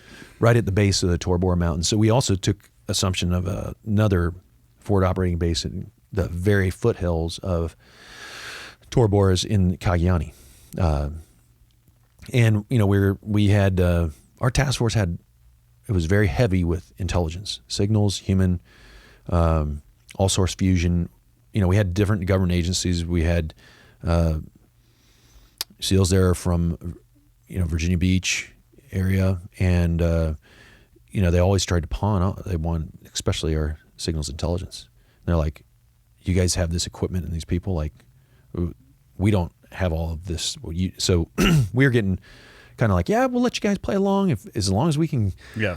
tap into some of this. This is some pretty good stuff, you guys. And they I weren't. believe it's called quid pro quo. That's right. Yeah.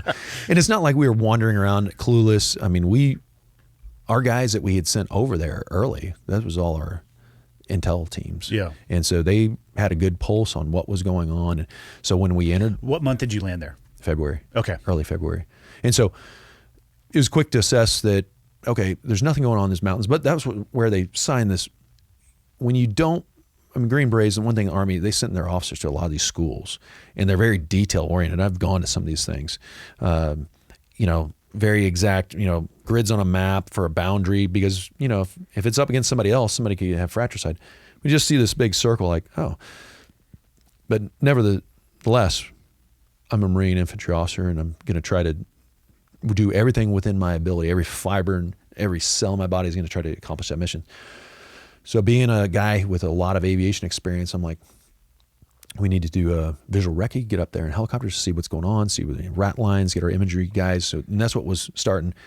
They approved, the first overflight, and then every single day. And then I had guys, kit ready, mission rehearsals, trained, ready to get up there, requesting. But the one caveat that the Colonel Haas, the Siege Sort of commander, said, he's like, Fred, again, risk averse, doesn't want anything bad to happen.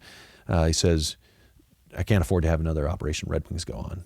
He goes, you have to have a quick reaction force immediately able to reinforce. So I knew, like, okay, where we had force in Kagyani down there at the foothills, and then but the Tora Bora is so steep and covered with snow. Like, if we're going to get up there and start doing some specialized reconnaissance, the terrain is very bad, so we're going to have helicopters to get us in there, and then we're going to have helicopters to be able to reinforce us. So those are some of the things I'm thinking, but never after that first visual reconnaissance, and there was aviation assets readily available, just sitting on the airfield at Bagram, or not just at Bagram, but also at Jalalabad where we were.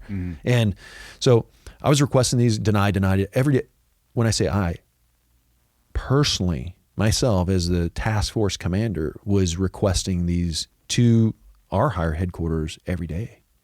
No, you're not going to get it. So I was like, well, you keep saying you need to get up there in those mountains. You're hounding us to do that, and here's the resources that we need. And the commander says that we have to have assets to be able to immediately reinforce that. So time goes by, and I'm like, okay, if we can't do it right there from our foothills at Kagyani, maybe we can stage a quick reaction force right at the Afghan-Pakistan border and get up in the same area, because from there, it's a closer distance to push up. So on the morning of the 4th of March, threefold mission that we were there doing is, I wanted to face-to-face with the Army military police commander who owned that base to make sure that we could stage our guys there and it's not going to be a problem.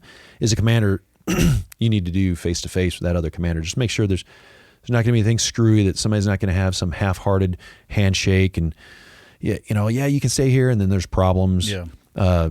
She was a lieutenant, I was a major, so I wanted to go and make sure guys could carve out a little space, and this is where we're going to stage our guys to reinforce as a quick reaction force to accomplish, what we'd been told and hounded to do, but we're never given the assets to do it. So we're going to do it ourselves. I'm going to do what that commander told us to do, but we're going to do internal organic resourcing. So go there, meet her, get a little intel update from her, which was very weak compared to what our guys, they'd been there a year.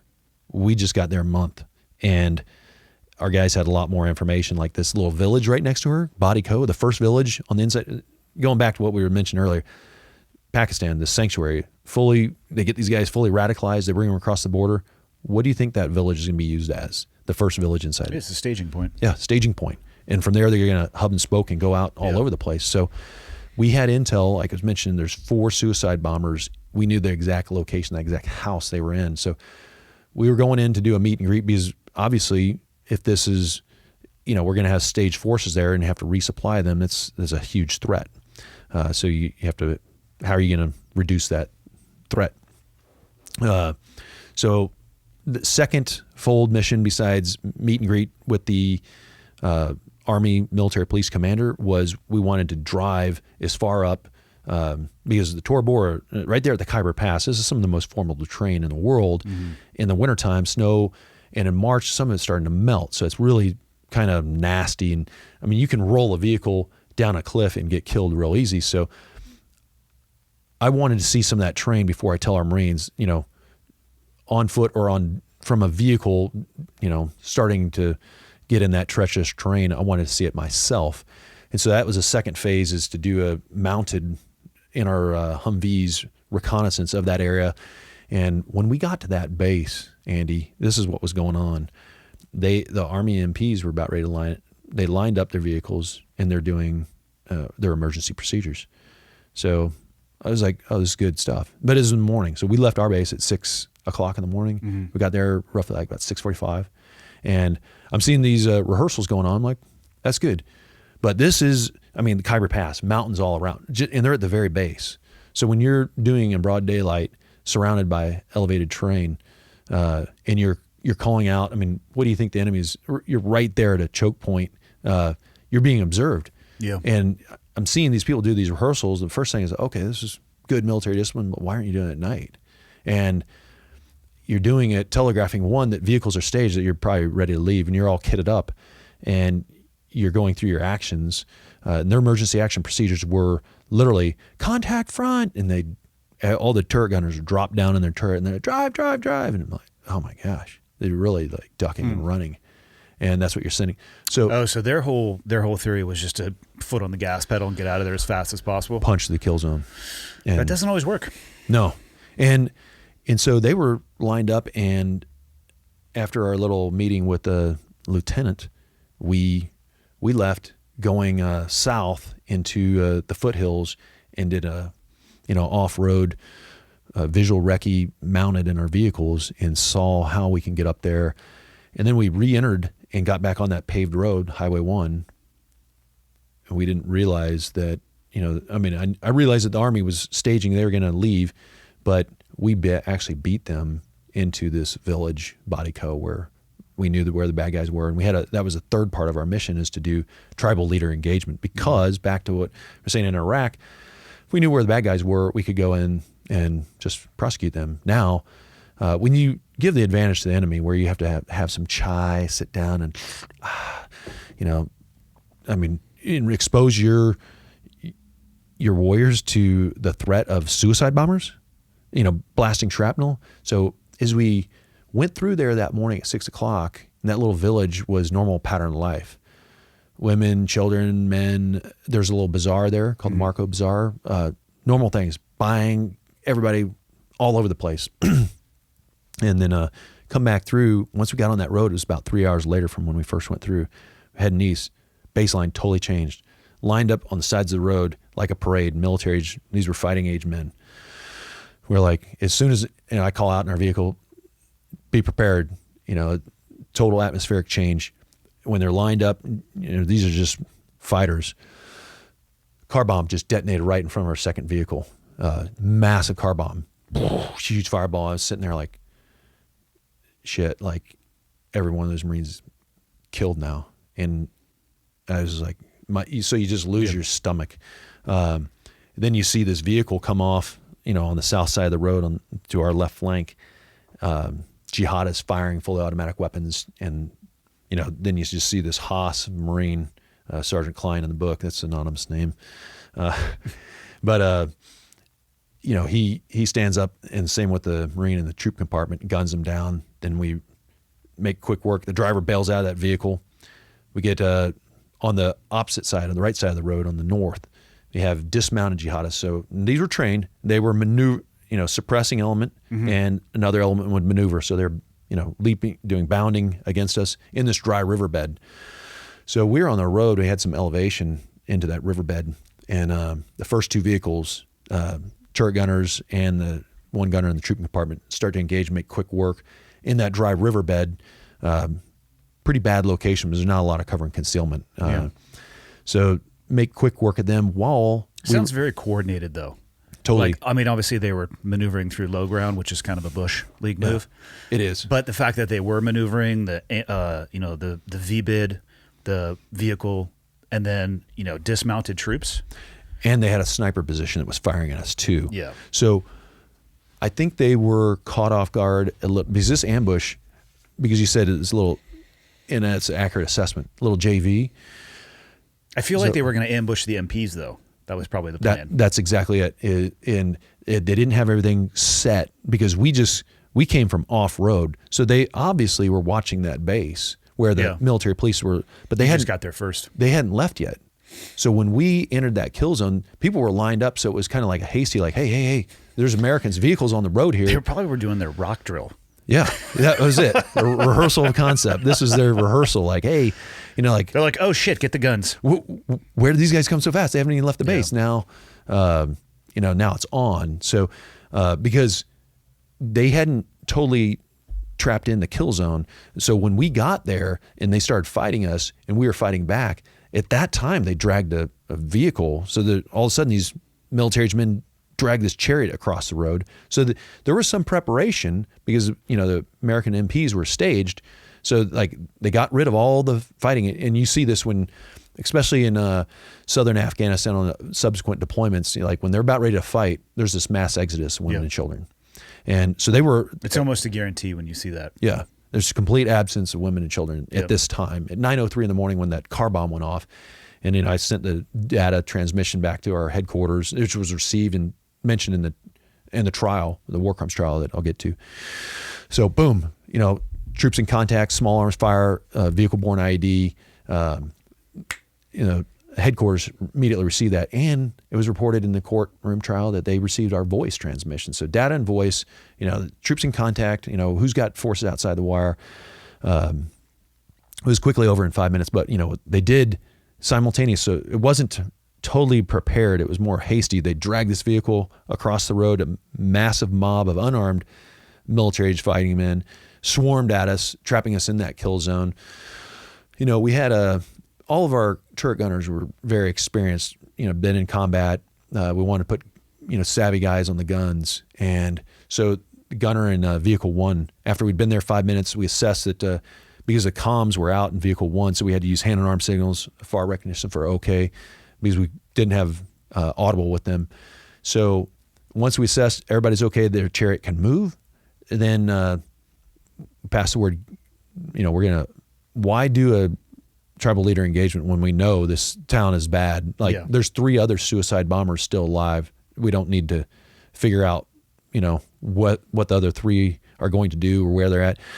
So we decided after 5 minutes and assessed that everything's where it's at. We fought through, did our counterattack. And then at that point, the only thing that was still firing at us was a sniper fire. And U.S. Army, it's sad that Naval Criminal Investigative Service there was not enough of them, so they even implored and utilized the resources of the U.S. Army's Criminal Investigative Division and their Criminal Investigative Laboratory down in Georgia. They did an analysis on the armor. They actually took the armor off of our vehicles when we got back. Looking at the impacts? The impacts in this. I'm going to butcher this because, I just learned to walk upright, Andy. So the metallurgist, somebody that does a forensics on, they determined that the impacts on the sides of our vehicle was from Soviets dragging off sniper rifle. So, sounds about right. Yeah. And the Army colonel, this is when you make a rush decision and then you send somebody like one of your mobsters to cover it up. And so this not the Army colonel, an Air Force colonel that did the 15-6, the preliminary investigation, he said, I think the Marines shot themselves, or they shot their vehicles before they ever left. That was his. That's how we used to warm up before targets. We would just shoot our vehicles. Yeah, you want to shoot your windshields. Yeah. So you can't really see what's going on. Super reasonable. And then shoot the sides of your vehicles because, Fuck. Yeah. Like who? I mean, here I've been in. A military officer actually floated that as something that was plausible. They just shot their own vehicles? He didn't just put that in as 15-6. So a year later when we're on trial, in the war crimes trial, the longest trial in Marine Corps history, prosecution is one of their lead witnesses, this Air Force colonel. And he says, well, I talked to this one guy. There was this human intelligence guy that had been shot through the helmet in Iraq, and a round went around, didn't go through his head, but it went around the actual helmet and came out. So he was... I know HIPAA, maybe I'll get in trouble. there was some things medically. I'll just leave it at that.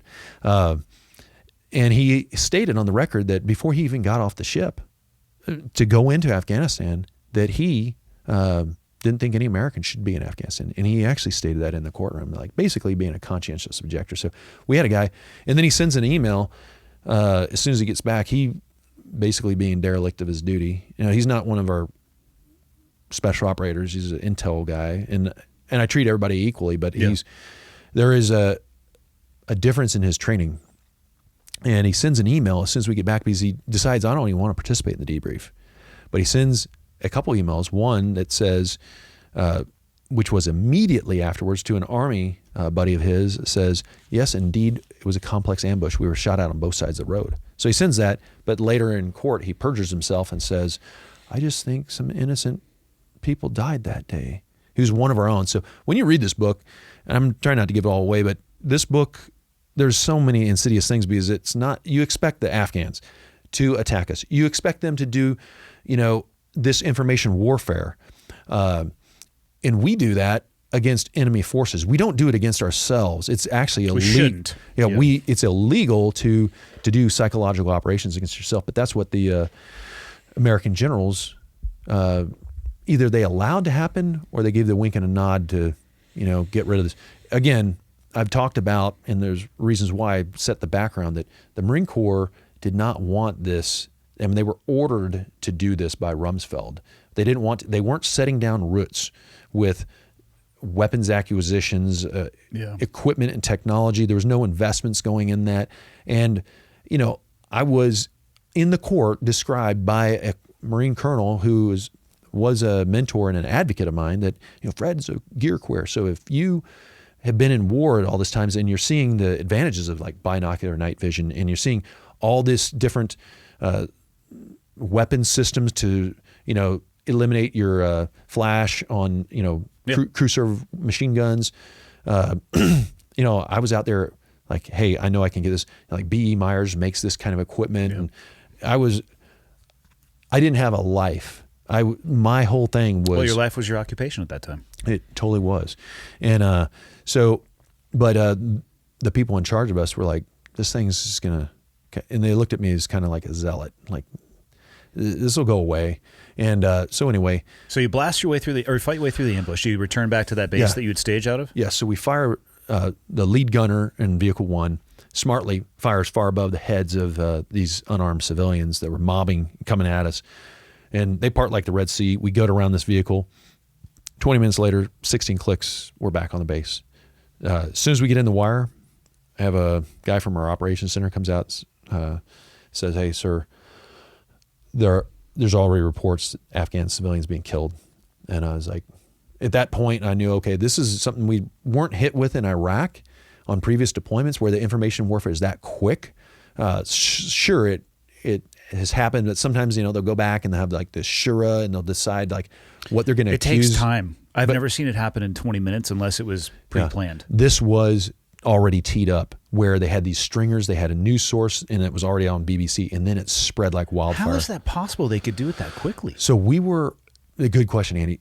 We were very early on in this evolutionary cycle because the thing and the reason that we used a court of inquiry, which very, very rarely used. I don't think I've ever even heard that term, to be honest. Yeah, they used it, the Navy sub that overturned the Japanese tourist boat in Pearl Harbor and killed some people. Yes. And Custer, they use them very rarely.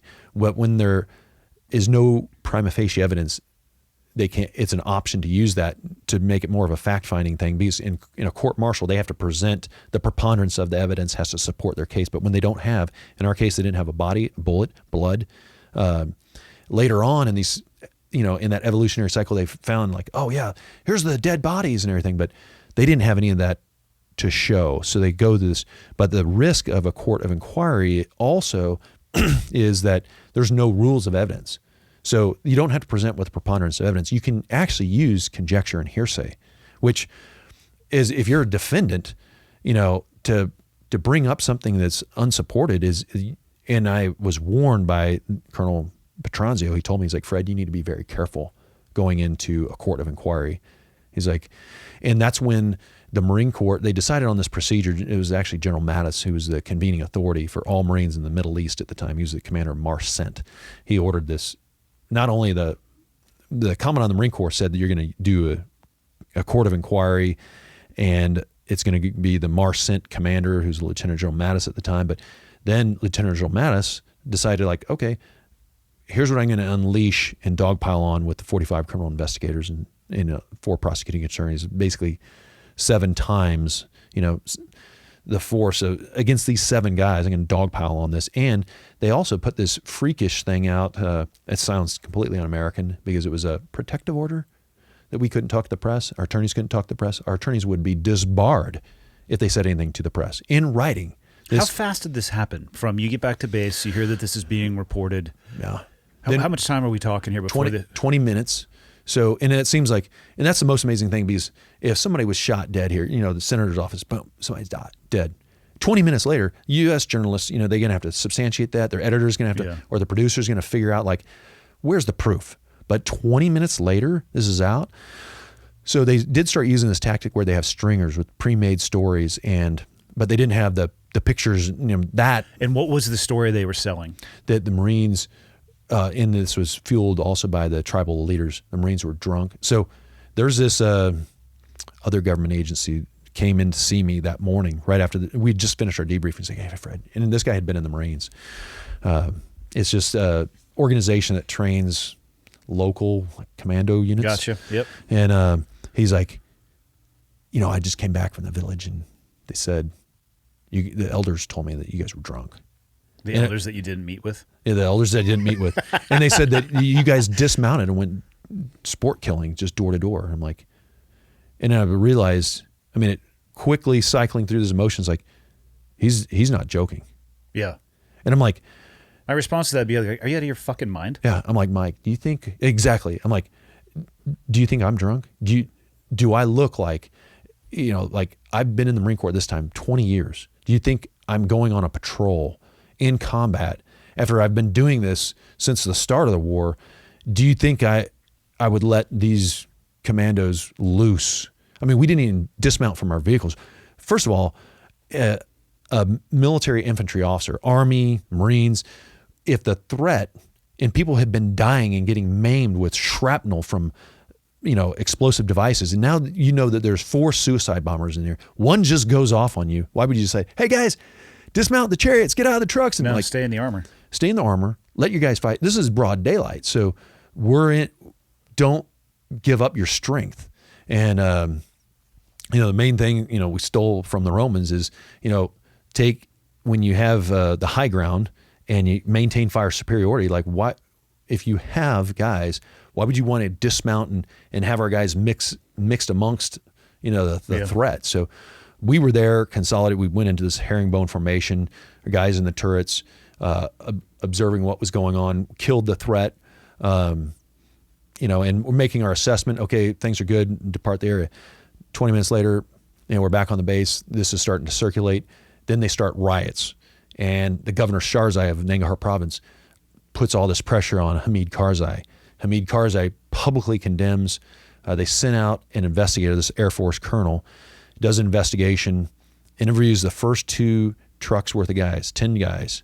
It doesn't talk to any Afghans. Decision's made to kick us out. 4 days later, cease all operations. You guys are leaving. No Afghans even just. So, and the first 2 vehicles didn't contain. The vehicle 3 was this guy who was a conscientious objector. This guy Milton in the book. This is call sign.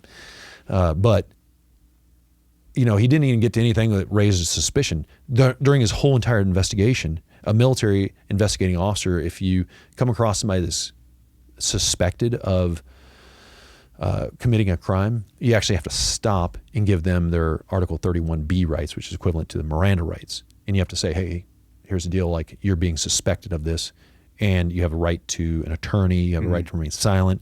He never Mirandized anybody. And he said when he came out to see us, he's like, and if you don't want to make a statement, that's fine. I'll order you to make a statement. Again, things were, and I was kind of like, hey, we want to cooperate. We don't, because they had to cease, not just with us, cease all military operations across the country of Afghanistan. So this is a big deal. Like, Yeah. I mean, and then we were being threatened, not to go too much down that road.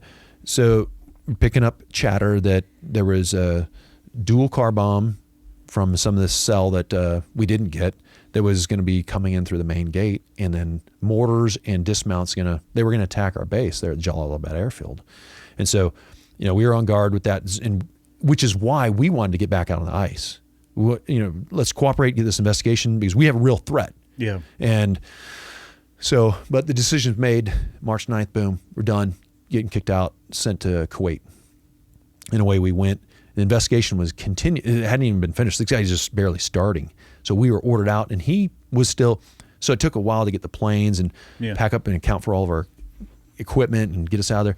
While he was still interviewing our guys, like the decision's made, now the investigation is going to suit what the commander's decision was. You have a 2-star commander, Major General, his actual name was Frank Kearney, mentioned in the book. This book does A Few Bad Men, doesn't just name the names, it shows the pictures, and it uses what they voluntarily either said to the press, and I don't think there was some Geppetto telling, I mean, this is what they said. There's no puppeteering. They either said it voluntarily, or a year later when we went into the longest war crimes trial in Marine Corps history, they went sworn under oath and said it on the record. The information warfare that happened, we are allowed to use information warfare against the enemy, like I said. We cannot legally do that to our own soldiers, airmen, Marines. We can't do it to the people. And when we went into that courtroom, this is a big danger of a court of inquiry, is they had a colonel who was overall in charge of the court from the legal perspective, and then they had a public affairs officer, a lieutenant colonel. Usually you'd see, if somebody's handling the press, probably a sergeant at the most, highest rank. They brought a guy up from Tampa, a made man, wise guy, as the mob calls these guys, for a 3.5-week trial. A lieutenant colonel, the senior public affairs officer, he was handling these guys. So every time the defense would go to talk, although the jury still stayed there and they heard every word of the trial, the media would get escorted out during our defense cross-examination. So character witnesses, guys that never even been in Afghanistan, but they were colonels that knew me and had nothing classified to talk about at all. Mm-hmm. Go in the press and find one of them provide any type of, no, it's not because the media didn't care, it's that they weren't there. And I had plenty of these guys that came in during that 3.5 weeks, as well as guys with exculpatory evidence. And one thing that was going on tangentially at the same time, and you may remember this case, 2007, also in North Carolina, down the road at Duke. So this prep, lacrosse team guys, they got out of control. They hired this, let's call her a dancer, and things. Entertainer, yes. That's so. It's probably what she puts on her taxes. Yeah. So maybe if she files taxes. Yeah. Probably a cash business. Yeah. So she made some allegations, and Michael Nifong, who's a state's attorney prosecuting the case, was found guilty, disbarred, and punished for withholding state's evidence. So his case is, although it's sad because, there's guys high risk, but this is capital, 19 killed. Women and children. That's what they were charging you with? Charging us. Murder of 19. And wounding of 50. The largest number from direct fire weapons in the whole war in Afghanistan. So this is melee. How did they substantiate that? Andy, they didn't.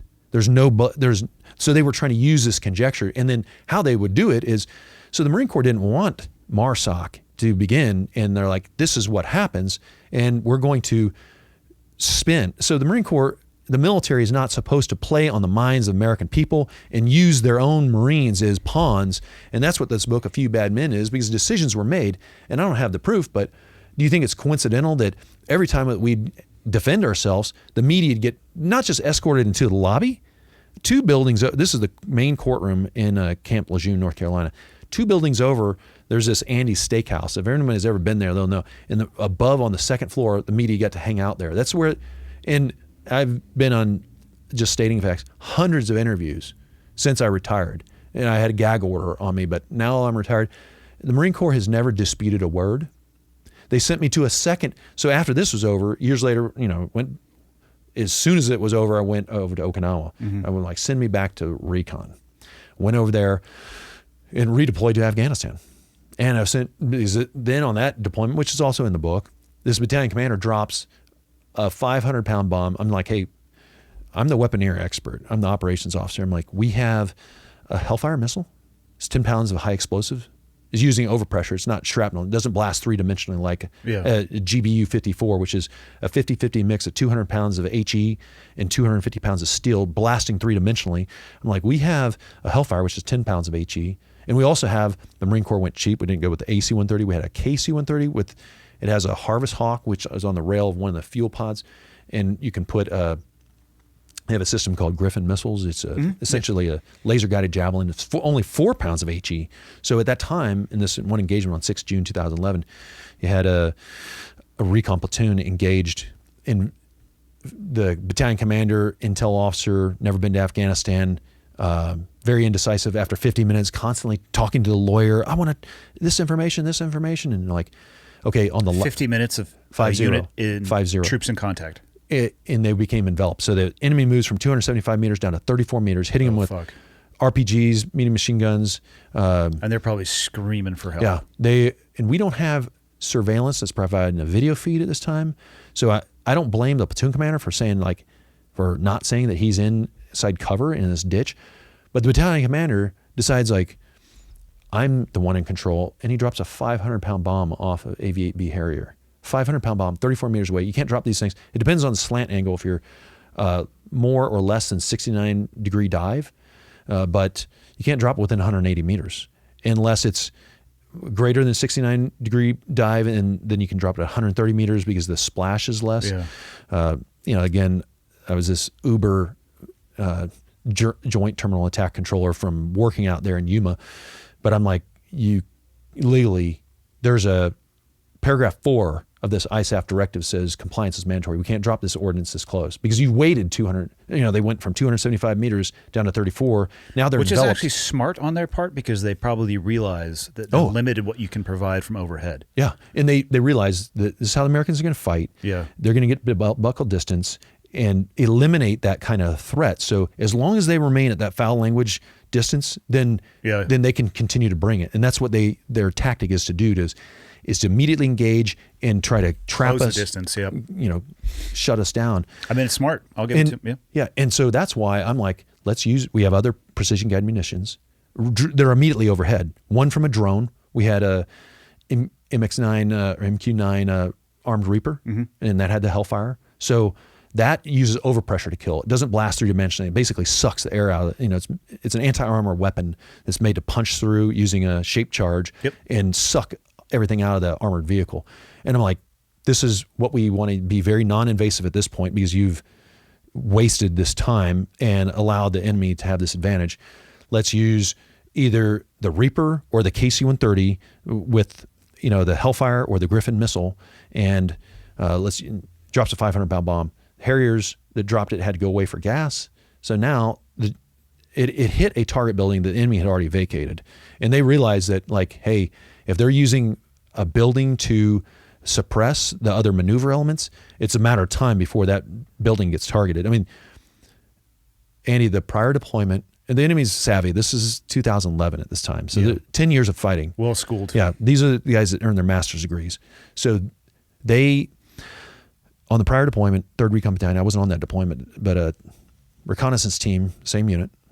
And I was in Okinawa. And in Okinawa, you don't have a lot else to do. So they're training constantly. But this team splits up, and these 3 guys were compromised on a reconnaissance mission, also there in Helmand province. And they were captured, tortured, shot in the head, and bodies thrown off cliffs. So my point in saying that is not saying anything bad against my recon brothers, but if you fail to act and if you fail to be decisive and you fail to demonstrate courage with decisiveness, you're going to pay in Helmand province. Yeah, there's no points for second place. Yeah, we're 2011. The next deployment, this one I'm describing, is in Sangin Valley. This is the worst place on earth at the time, and his battalion commanders being political. And so after that, Harriers check off. The platoon is still asking for ordnance. They're trapped, and we don't have a feed. We don't know. when a bomb drops at that distance, and because their contour interval on the map, there's no elevation gain or change significant, so it looked like flat ground. I didn't know they were in a canal. Yeah. That's what kept them alive. But they're still getting, as you know, the energies going through your soft tissue. 500-pound bomb, there's soft tissue damage to your brain. Guys get affected by traumatic brain injury. They were also covered that up. No one was allowed to be screened for TBI even after they returned, so guys weren't getting medically treated. This is a fact. This came out on a subsequent trial that I was sent to in Okinawa. But worse yet, the guys are still asking for fire. And I said, hey, the armed drone's up. You either use a drone with a Hellfire or you use a KC-130 with the Griffin missiles, 4 and 10 pounds of shape charge. Battalion commander decides, I'm going to launch 2 HIMARS rockets, surface-fired rockets, 675-pound warheads each. Again, how accurate are those things? Are they like GPS? GPS, so it gets within 1 meter, but you can't drop those within 180 meters. And the guys are at 34 meters, 2 of them. And not to get tech or RD on artillery, but you can do it in a closed sheath where it lands like almost right on top of each other. Or if you're really trying to pound a target, you use closed sheath. Or you have friendlies close by. Or you can fire it in open sheath to spread that shrapnel further out, larger destruction of like troops in the open. He fires it in open sheath formation. Our guys are 34 meters away. Again, we thought no negative thing that I'm making against the platoon commander, but he didn't report and we didn't know that he was inside this canal. So I thought, was he not asking? I mean, so I come from a JTAC background as well, so I'm thinking, why wasn't the guy on the ground just coordinating directly with the assets and asking for what he wanted? That he was, yeah. But the battalion commander, this intelligence officer, took over the fire mission remotely from our command post, which was so fucked. Exactly.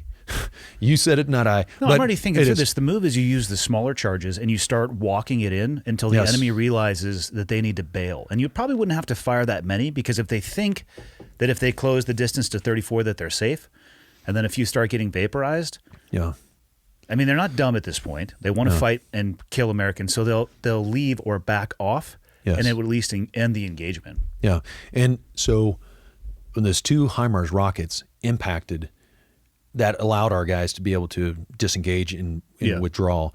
The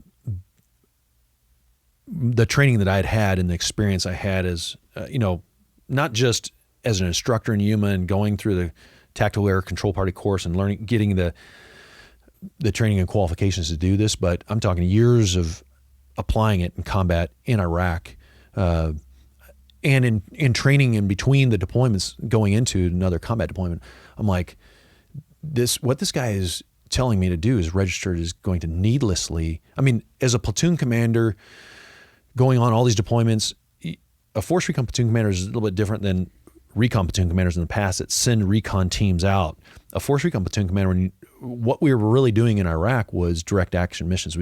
People call it personality targeting, but you're finding these key leaders and you're hunting them down. You're going into their homes in the middle of the night and killing them. And so I realized that from doing those missions on those deployments in Iraq, our lives could be required of us in the mission. I'm not sitting here in risk for, can't do this. Yeah. I'm just saying we have to make calculated risk, and you have to be smart about it, or people will needlessly die. And so I meet with the battalion commander. I was shoulder to shoulder with him when he was doing this, but after the mission was over, I debriefed the platoon that comes back, talk to them, get the information, and I come and find the battalion commander, and I'm like, here's the situation, sir. You're about ready to go to leave for a period of time to do this Shura. I need to understand your intentions for fires so I can employ it within your intent while you're gone. He said, Fred, come back and talk to me later. And so he's thinking about what he's going to say, and I come back and meet with him later. He said, I'm willing to sacrifice the lives of these Marines, and I need to make sure you will too on all future missions. He's like, am I clear? And then he repeated it. In this, I went to court, and this is corroborated with my polygraph that from the president of American Polygraph Association, the late Terrence Victor O'Malley. But this was the Department of the Navy in 2019 reviewed this whole thing. After the second, I went to 2 trials, unfortunately, both from incidents in Afghanistan. The first, they said we were too aggressive. The second, they came after me because they said I questioned the judgment of my commanding officer in combat. But when your commanding officer is dropping ordnance, which violates, not just, in the JTAC terms as air controllers, we call it a probability of incapacitation of PISA by a 0.1. Like 1 out of 1,000 would be wounded or debilitated if they're in the prone position with the helmet and the arms down by the side and sleeves down. They find this calculus. They've tested conditions that nobody would ever be in. So, right. But when you're 34 meters away, when you're 5 times inside that acceptable fratricide distance, and there's actually regulations, not just manuals like the Joint Fires Manual, but there's actually ISAF directive, and paragraph 4 says compliance is mandatory, that you can't deliver it inside here. But when you're delivering something, the high explosive element is 64 and a half times is greater than what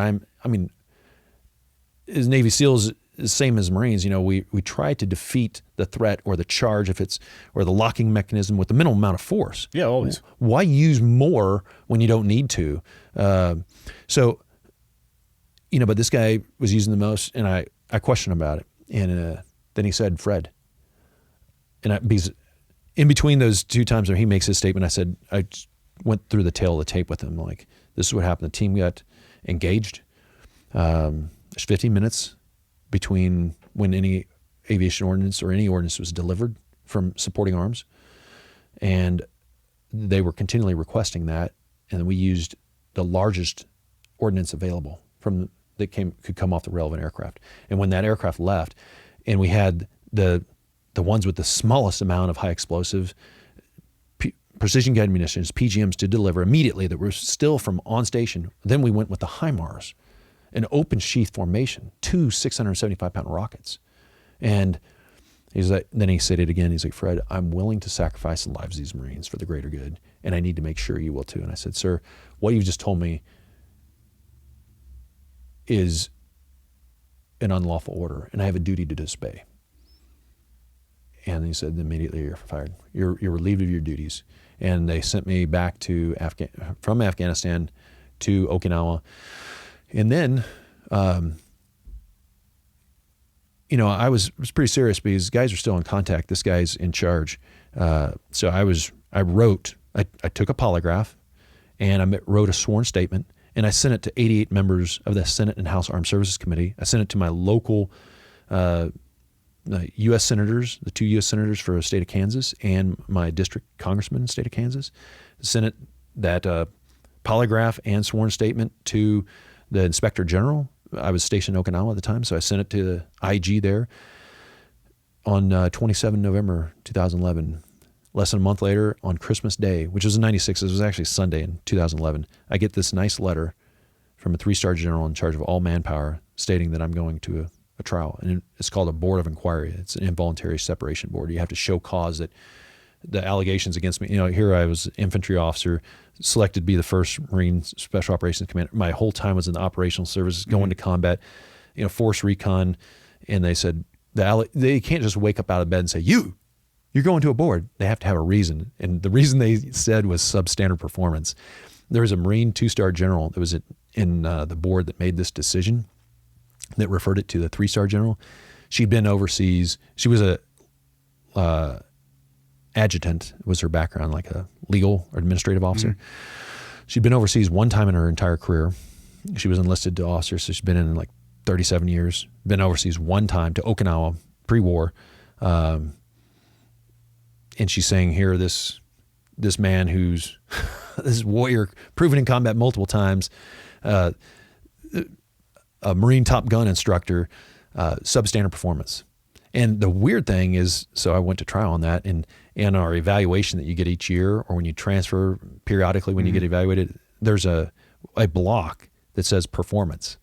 And even though guys, I've been relieved when they kicked us out for the war crime of Afghanistan, and even the battalion commander, when he dropped the bombs, they wrote these things. And so the reason they wanted to kick me out was substandard performance. But on every evaluation, to include the ones from these 2 officers that in the trial, they were the 2 witnesses against me, they even marked, far superior on performance.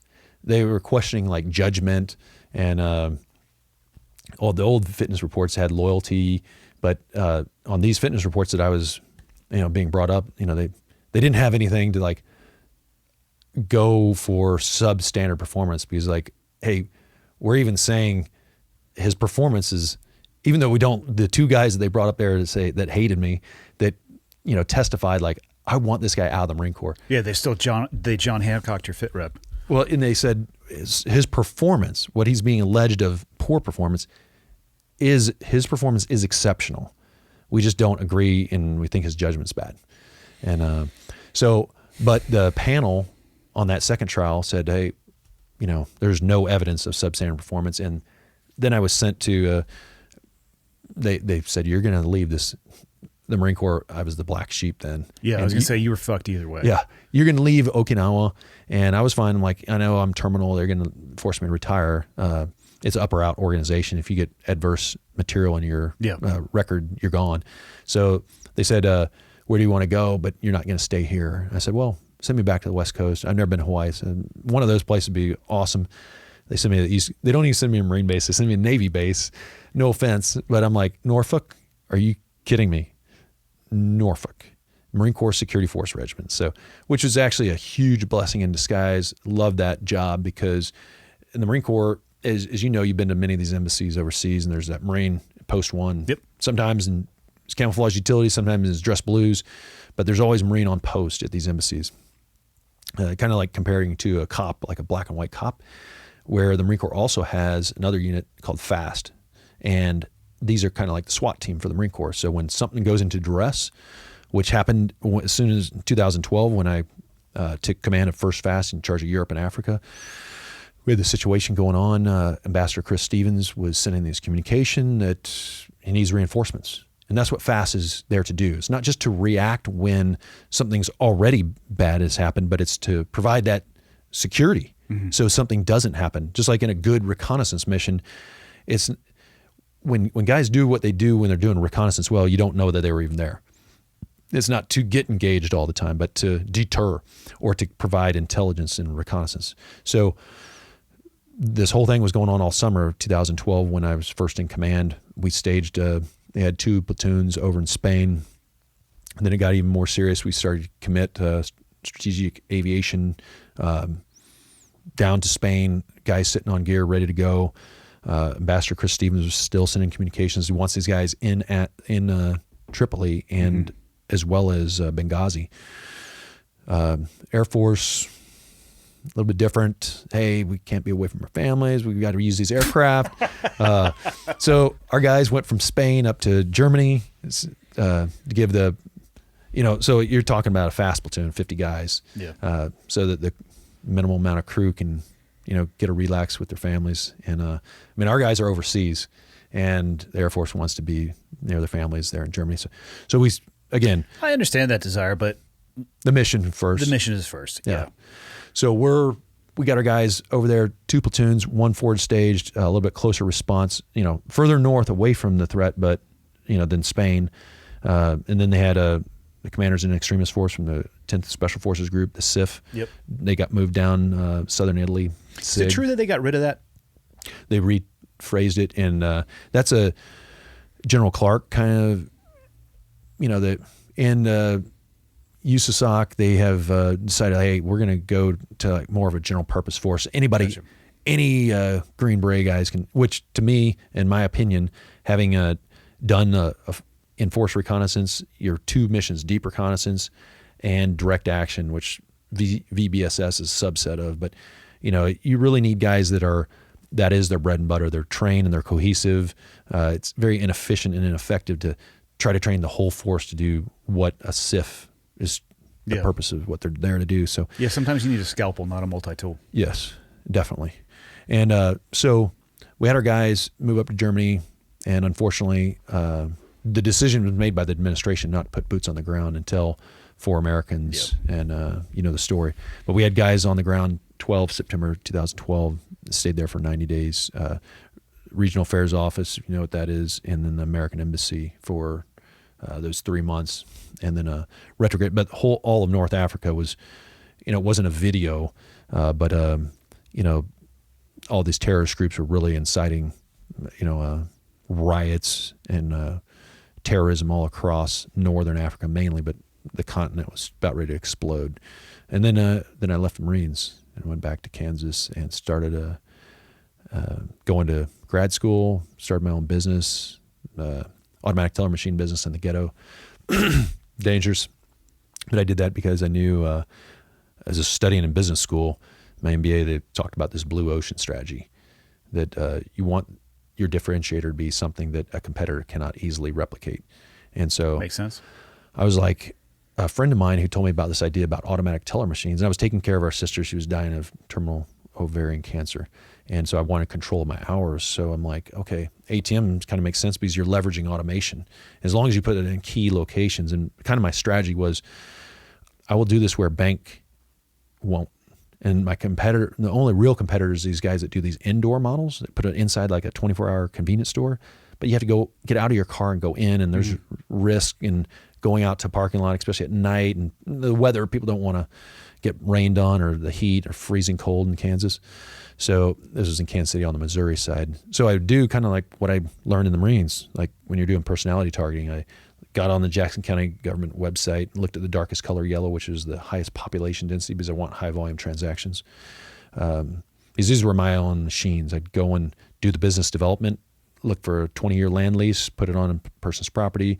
I'd install I'd get the steel kiosks. These were big, and I'd build steel barriers, vertically and horizontally. It was kind of like an up-armored ATM. Sounds like it. Yeah. So I didn't want it going down the Level highway. 4 ATM. That's right. And, so that kept me busy in grad school. But I hired Marines to do the security, and then they all were like, hey, this is too dangerous. And they, in the hours, I think were very, very inconvenient doing it because, same thing. I look at the pattern of life, and just like when I'd select the location, I'd look at the darkest color yellow for highest population density, and then I'd overlay that with the highest violent crime report.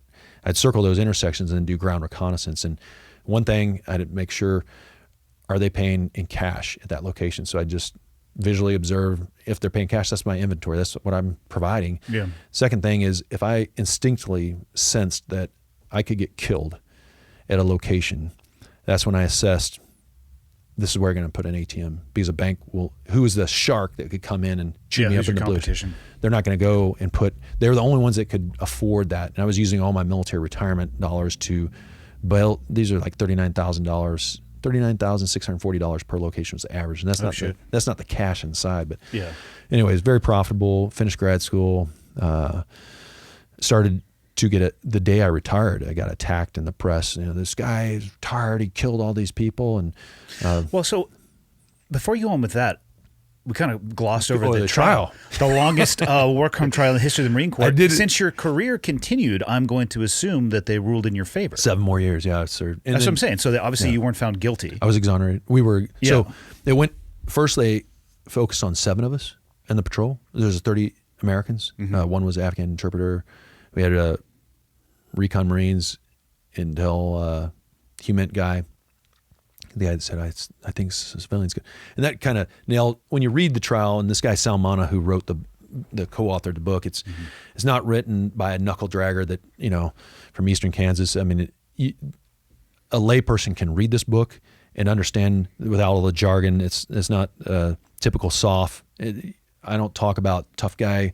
It's a lot of combat action. Like I said, so if you like lone survivor. I like the American combination sniper. there. Lone sniper. Yeah, lone sniper. American survivor. American survivor. And but that's, and then the courtroom drama, it's got it all in there, but it's not this just because the book is really about, and I think a lot of people can relate, whether you've had, just like happened in our family with our sister, severe life-threatening health problems, severe, especially through COVID, a lot of people had mental health or severe other health or career setbacks. It just seemed overwhelming. Like, it's bigger than you. You're not going to survive this.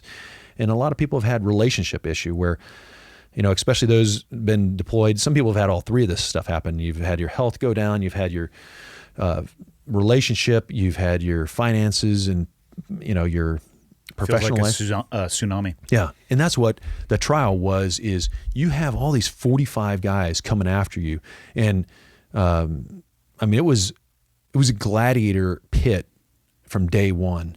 And thank God I had this awesome military defense counsel who's Lieutenant Colonel Scott Jack. That's his actual name. All the bad guys, their names are in there, except for a few of the good guys. Colonel Scott Jack, that's his actual name. He was a linebacker in college, so this guy's a beast still. Bald-headed dude. He picks up this wooden podium, and it's movable, so the attorneys can move around. And day one, at our opening comments, he's picking this thing up, spewing spit, pounding this into the ground. He's like, "These Marine prosecutors are witnesses. They participated in interrogations, dressed as in civilian clothes, posing as Naval Criminal Investigative Service, intentionally deceived and lied to Marines." And the prosecuting attorneys are sitting there. So I thought, we're gonna have a mistrial. This is gonna get thrown out. Or the longest trial in the history of the Marine Corps. Didn't. Yeah, it was this kangaroo court. Something you'd see maybe in like Stalin or the Gestapo would do, maybe in Tehran, but not the Marine Corps. How long did the jury deliberate? So, good question. Everybody calls them jury in the military. It's panel, but the panel of peers. In the book, because this is plain language, I call them a jury. Yeah, I mean, it's essentially serving the same purpose. So they made their decision right away. They wrote it all up in February. So this was from the 7th to the 29th of January, 2008. Our ambush was 2007. Then they met with the convening authority. Then General Mattis had pinned on his 4-star. These guys get rewarded when they go along with what the seniors want. So he got his 4-star, then the other General Helland took over. He was the convening authority when the actual trial was going and deliberated.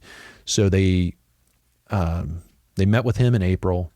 They gave him their assessment. Now you've been, I'm assuming you've been inside some non-judicial punishment or the Commodore's Mast or whatever they call it in the branch of the service, but you've seen somebody's career. I personally traveled in and out of those circles a few times. In my yes, it's not a good time. It's tense. Hopefully, it always ends at XO's mast, and it's just like he gives you a slap on the wrist. Sometimes, you guys call it XOI, executive officers. Well, XOI is generally the step before, and then it goes to captain's captain's mast. Yeah, I've been to both.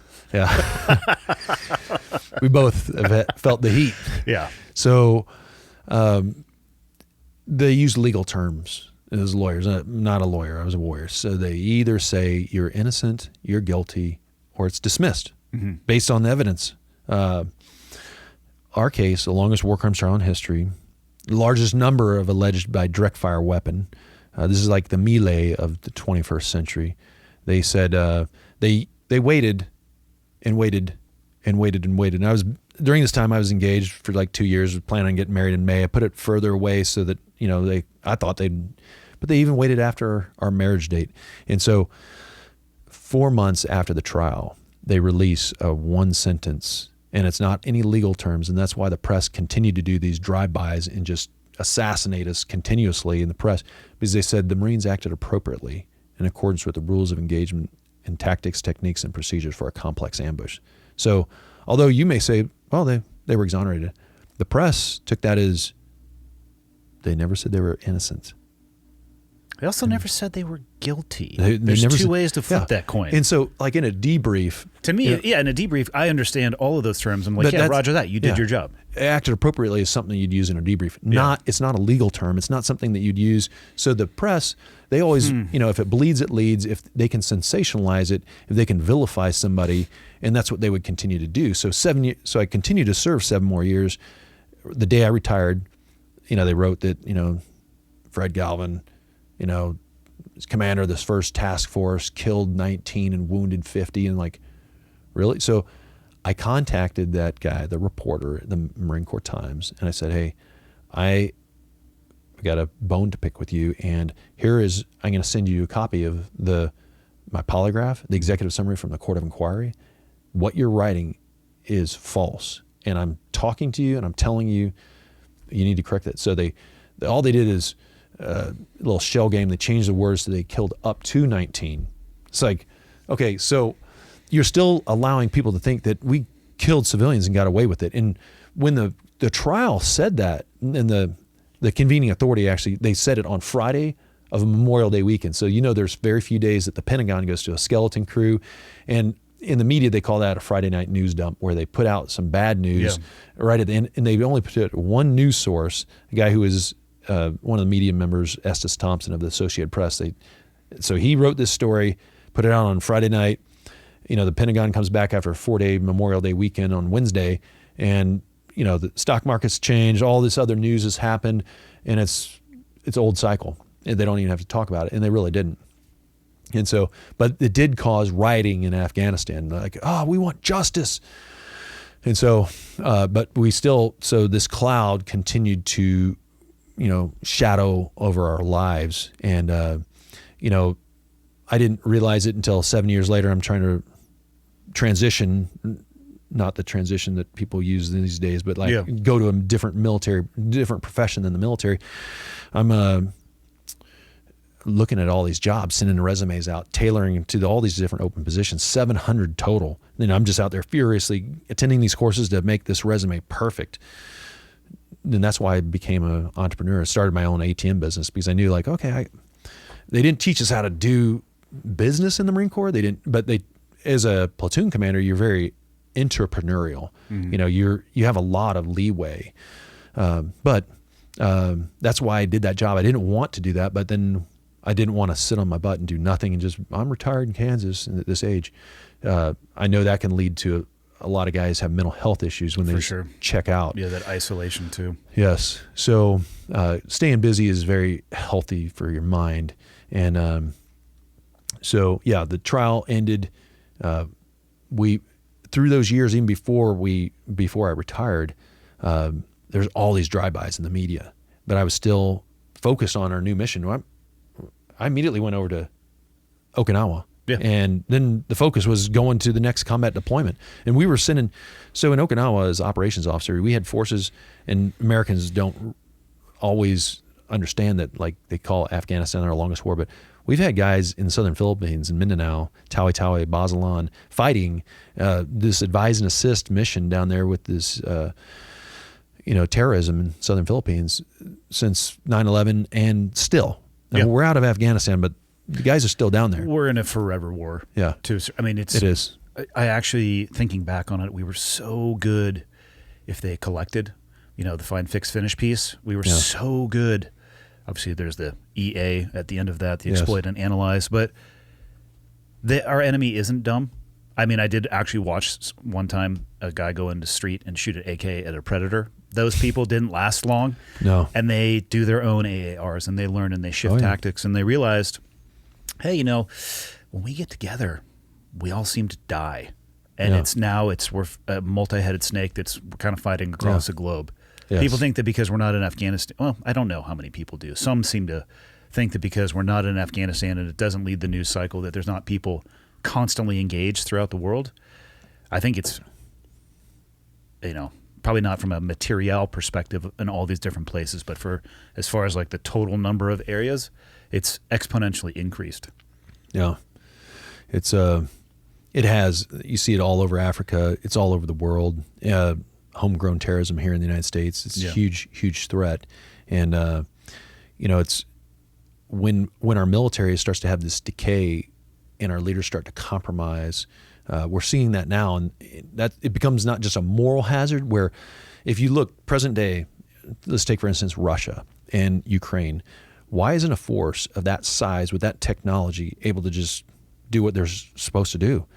Well, when morale is a problem, when you actually are lying to your people back in Russia saying, oh, this is just a military special operation, and then guys are coming back dead, and the guys on the front line don't trust their senior officers because they know that there's misinformation going on across the nation. That's what a few bad men is all about. We cannot have a force that's, one, demoralized. We cannot have force that's led by incompetent commanders. We have seen and experienced in special operations, you think we have a assessment selection. We're kind of, we've taken care of that. We're immune to it. And in MARSOC, what they did is now there's assessment selection, but they have early on they opened the floodgates. So there wasn't this forced recon, where you go through a reconnaissance training and you wear this rope and there's this, you guys call it Hell Week. We were never like in the Marine Corps and reconnaissance, we're still have the oversight of the regular general population. So like infantry officers, senior guys with the brass, like you're not gonna have a Blue Water Navy go down there to BUDS and say, let me check out what's going on. And if you do, they're given a limited observation of something very controlled. They can come take a peek through the looking glass, but they have no operational oversight. No. And in the Marine Corps, so we term things like, instead of Hell Week in our reconnaissance, we call it Beach Week. And adversity training. Yes. They're being challenged. And is MARSOC more permanent now? Have they put roots down? Okay. Yes. So, and that is a good thing. And those guys have sacrificed. But, like I was mentioning, these MARSOC 3 guys, when you have guys at the top who've now, so you open the floodgates, a lot of these guys, the little Raider badge, they got it without any kind of training, especially the officers, when you would never have SEALs who had been like old UDT guys, or, you never have them being led by a SWO that had never had any kind of training, or some pilot. Yep. It's not like the movie Jag, where these guys are just, now all of a sudden he's doing this different role. He's a lawyer. He's before a pilot. Like, you have to go through. Don't forget hand-to-hand combat expert. Yeah, exactly. Expert marksman, all of it. You have to, and it's like, they may be good guys and they may have done good things, but when I fly out of here, I want that pilot to be the best qualified person. I don't want to take a risk, nor do I want a person defending him. It's a capital charge, and the max punishment literally is death. Mm-hmm. I don't want that person to be inexperienced, nor do I want somebody in special operations unfit or inexperienced at controlling aviation ordnance or making decisions which people's lives depend on. But we have that. And in the Marine Special Operations, it's very sad. And you guys bring it. If you hate me, I got a lot of haters out there. It's like a lot of the Marine Special Operators at the front lines, they love, like, hey, he's telling the truth. Those are the facts, and that's what needs to get out. Like all these other people where, the little laser, aims in on them, like, ah! Yeah. And they a lot of these people talk to these journalists and sit there and say, hey, why are you interviewing him? It's like, why are you talking to the press about, like, not, covering a story? Isn't that censorship? Why do you not want his, especially like in a book like this, the last half of the book is all quotes from sworn testimony. And it's like, if you object to the story, a lot of it is what was suppressed. I took 11 years, Andy, to go to the Special Operations Command and go to the Marine Central Command to get the investigation from SOCOM and the courtroom transcripts from MARSENT. Through the Freedom of Information Act, I had to get an attorney threatened to go into federal court, where the press would be allowed. And like, why? This was a gunfight. We're not talking Jason Bourne's knock list or the locations of submarines at sea. We're talking about a gun battle on the side of a road that you decided you're going to classify over half of this testimony. And now, after fighting, they classified half the testimony. And so if were you guys traveling with suitcase nukes? Like, what the fuck's going on? That's it. So nailed it. First guess. Yeah. So when you were, a lot of people have read Soft Rep, and they were one of the early ones after I retired, to cover a lot of this. Yep. And I started to get some of this stuff declassified. My request from the Freedom of Information Act started to come through, but it was only through threats, federal court. And this came through. And so this reporter, Nick Kaufman, I'd send him, here's the information. And I'd give him the Enigma machine because he was asking, because it's all still redacted. So all the nouns are missing. And I'd tell him, this is the person that said that about this place. But he literally put the stuff, soft reps, online. So, and I receive these documents that says secret, no foreign, just a line through it on top and bottom. And so like people who have read classified information, when you see that stuff in the open source, like online, you're like, yeah, like Intel folks are like, what is going on? But like, my point is, we didn't cherry pick or paraphrase or anything. It's what these guys said in hour long. Some of these guys got grilled for 8 hours, and we had to condense the courtroom portion. The book was originally like 400 pages, and then it had to go down, and they wanted 300 pages. And I put some pictures in there for Marines. We like to color, and with pictures is like 340 pages. But some Marines like to paint. Yeah, some Marines like to eat the crayons. I should. I tell you what, that's one of the most common like Marine Corps jokes. I know. But Marines have been some of the most fantastic people that I've ever met. I don't know. It's also Marines that often make that joke. I'm like, you fucking guys are very intelligent. Why do you do this to yourself? What are your thoughts on your military service, looking in the rearview mirror and what you had to live through? So, Andy, I don't really look at it all the time because, your life now and what you're trained to do is always, looking at the right side of the timeline instead of like where we're at and what needs to precede that. And I see a lot of my friends that are the vets, and a lot of them have the people that are staring at that rearview mirror, the ones that have a lot of bitterness and, they just hung on to something. And I'm not saying just like coming in here today, see these, the good thing, the little memorial that's down the road. Yeah. You got veterans out there, drove right by it, they're policing everything up, raking, and like that's awesome. But don't, especially if you had something bad happen, don't feel sorry for yourself. Don't take self-pity. But I'm always looking at it. If it's anything in the past, it needs to be germane to what you can do to help somebody else out, whether it's your family, these guys in MARSOC 3, because nobody, at first, these guys were just going to be gunned down. Yeah. And but it's a real case. They're a capital offense case.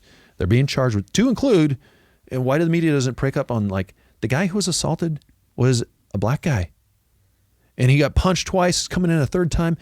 I mean, he was trying to calm things down, and he gets assaulted, and now he's charged with homicide. So all these people that like, hey, why is it always got to be like, why wouldn't you pick up on this case? The mainstream media doesn't want to have anything about this. But my point is, what can you do that was bad and turn it into something that's good and positive? And these guys deserve a fair shake. People read the case of MARSOC 3, they'll, just like you were like, what? This doesn't make sense. And exactly, when the 13th Amendment was passed in Congress, that was to end oppression of any race or class. Why is the nation's largest employer, those who raised their right hand, swore to defend our Constitution, and are wearing a uniform, why does that not apply? Why are they being oppressed when these people are just abusing their authority? And that is kind of a new mission for myself is, you have to do things that obviously with inflation and everything, you have to make a living and try to do the best you can in that area. And I'm thankful. I know a lot of people struggle. I struggle to have a job, and I'm always very sensitive to guys that, if they, hey, this is going on, try to help them find certain opportunities.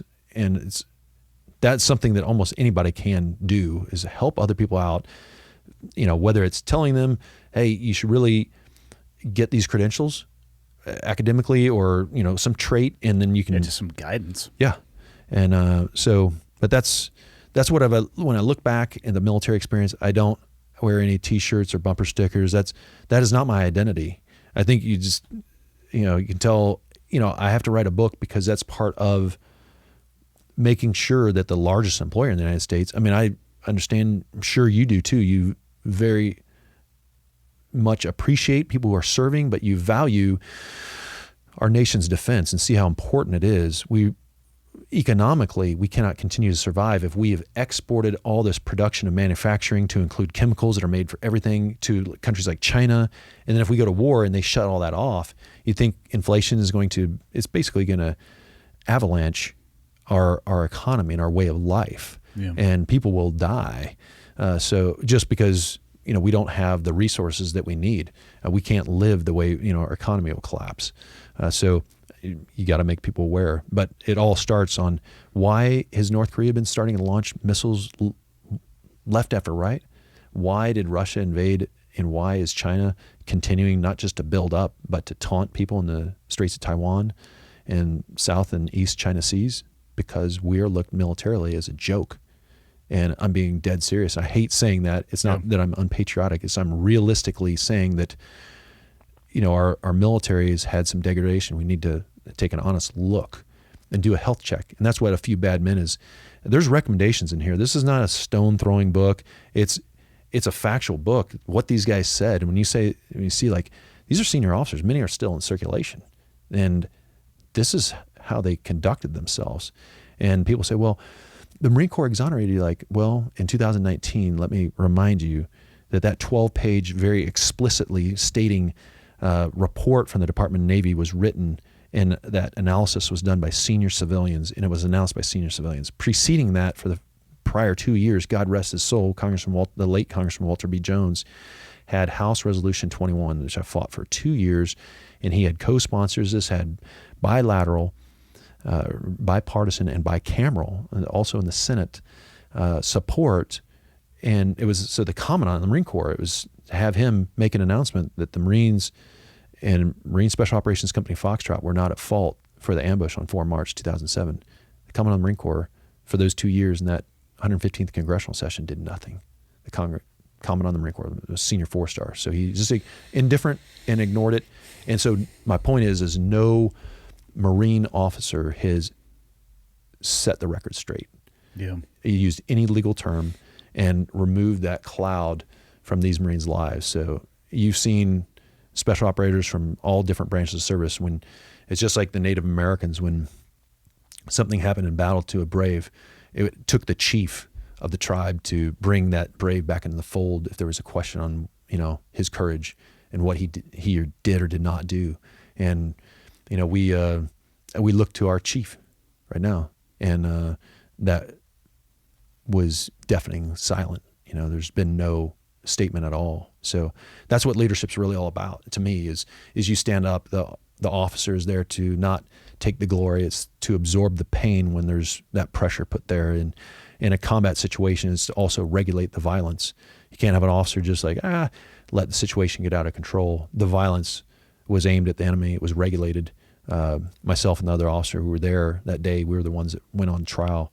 The two of us alone went in that courtroom for 2.5 weeks or 3.5 weeks, and absorbed that pain. And I have not since. You've probably heard former Lieutenant Colonel, because he didn't retire, Stu Scheller. He's made a lot of. Stu Scheller. He's come out, stated with the evacuation of Afghanistan. Called out you're talking about, yeah, on Facebook. Gotcha. He's brought a lot of heat on himself. Talked about a lot of this, but one of the things, and he's talked on a lot of other subjects, which let's get to be surgical shooter. Focus on your target. Yeah. And the main thing, spot on, is where's the accountability of our senior leaders? And when especially not just you see the Afghanistan, let's call it what it is. It was a retreat. And then you gloss it over. You had the Commander-in-Chief, Secretary of Defense, Chairman of Joint Chiefs of Staff, all talking how well it went. I mean, people lost their lives there. They lost their body parts there. They lost their friends there. And you're sugarcoating, you're whitewashing and lying and saying this went so handily. I'm glad that we're out. To have a cell there would have been good because it's between Iran and China, and to have something there to not have to fight, but maybe to continue advising. That's a separate discussion. But to have combat forces and continue to bleed made no sense to me. But how we left was an embarrassment, and that's why we're perceived the way we are. And we're going to have greater threats from, they call it great power competition, from China, Russia, their proxies like Iran and North Korea. We're seeing that, and that's a threat to every American because our nation is not as secure. And, are we recruiting the best talent, and are we training them to, why could we not defeat the Afghans, or the Taliban, I should say, after 20 years? We could have easily done it, and that's a whole separate subject we won't get into about this No General Left Behind program, the incentives, the people that go, like current Secretary of Defense came from Raytheon, former Secretary of Defense Mattis, came from General Dynamics, went back to General Dynamics. The last last Secretary of Defense Mattis, came and went from GD. Mm-hmm. Chairman of Joint Chiefs of Staff, the former one, General Dunford, went straight, before he even retired, You're supposed to have a 6-month cool-off period. Went straight to Lockheed Martin, largest defense contractor in the world. There's incentives. Follow the money. See who's getting paid. See whose company jets are picking them up. You've landed in Dulles and or Reagan airports. You've seen the names on all the buildings, the L3s. I mean, there's money. It's the largest non-discretionary spending line item on our nation's budget. So after all the entitlements, the things that in a business, you have to look at, what is in that middle part of your financial statements, the expenses. What are we spending the most on, and is it effective? Is that bringing in more top line revenues? Let's take a hard look at that. And then there's incentives for these guys that are constantly wanting to spend money on all these systems. And we need strong defense. We need innovation. I'm all for that. Yeah. But these generals, they're the ones that are paid now for their access and placement to persuade people in the Pentagon to sell. So, what would you say to somebody reads your book and comes up to you as, Fred, I want to join the Marines? Well, there's a month ago I just left the Marines. I was a civilian. I did 4 years.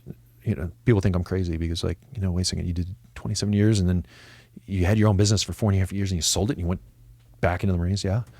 And after what they did, and I'm like, yeah. And because you and I understand, our nation, we have to have a strong national defense. Yeah. And when you don't, and I've told people that constantly, where I just left, there is a mass exodus of great officers, and it's a concern to me because what I always told them, same thing when I was in uniform, besides, just recently when I was a civilian, is if you get out because all these bad guys are there, that's all that's left. Then we will have no security. Then we will be a paper tiger and a joke, and they will know that our enemies will just roll us. And there's a lot of social experimentation in the military, and I don't want to get on that subject, but it's concerning to me too. It's all these good officers are saying 20 years, I'm gone. If they even make it to that.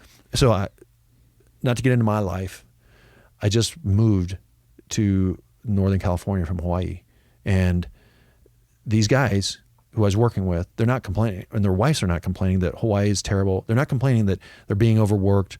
They're not complaining that they're being over deployed. The stories that we had formerly heard people, the reasons they were leaving, they're not telling you the reason, and that's because they realize there's risk when they say anything because the leadership has told them these are, let's call it endangered species. These are hot button. You can't. So when they're not telling you why they're getting out, but they're saying at 20 years, I'm gone. And some people are just saying, two in particular, turned down promotions and are just getting out. Wait a second, if you just stayed a couple more years, you could even stay here in Hawaii. Mm-hmm. And then I'm literally next month, one of the sergeants that was in our Special Operations Task Force in Afghanistan, he went into a commissioning program we put him in. He got a commission. He's a major. He got his DD-214 yesterday. And so his retirement date, I'm going to be his retiring officer. I've never gone through this procedure, so I'm having to figure out what do I do? But my point is he got promoted up and he's a major now. But they want him to take orders, and he's going to retire on the 18th of June as a captain because he's just saying, hey, he doesn't have the time and grade. He doesn't have the time and grade, but he's just so what? Military. And he's like, I hate when our Secretary of Defense is making racial arguments and criticizing people because my race and my gender, because I'm a white man and I'm vilified because, you were in the Navy, most of your adult life. Yep. Did you ever go to a formation, see a burning cross or people doing some racial thing? And so, but you operated in special operations. You did personality targeting at the highest level, and you've targeted networks. So did you ever, when you're doing that, and I'm sorry to put you on the spot, yeah, no Andy, worries. But so if this is the biggest problem, Secretary of Defense is talking about this. Chairman of Joint Chiefs of Staff, General Miley, is saying, white male supremacy, this racism, so your experience and my experience, what do we start looking at? If this is the number one problem in our military, is what's the network? Who's their leaders? How are they organized? How are they communicating? What kind of weapons are these guys using? You and I I mean, I just left last month, not even a month ago.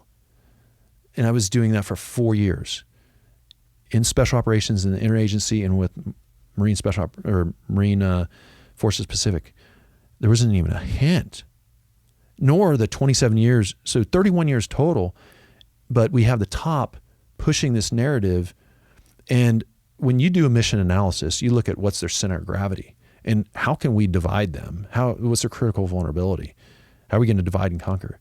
Well, in the United States, our center of gravity is that you may like the mountains, I may like a tropical location, but we do agree and we are united on freedom of speech, religion, what we have in common, freedom of the press, freedom to worship.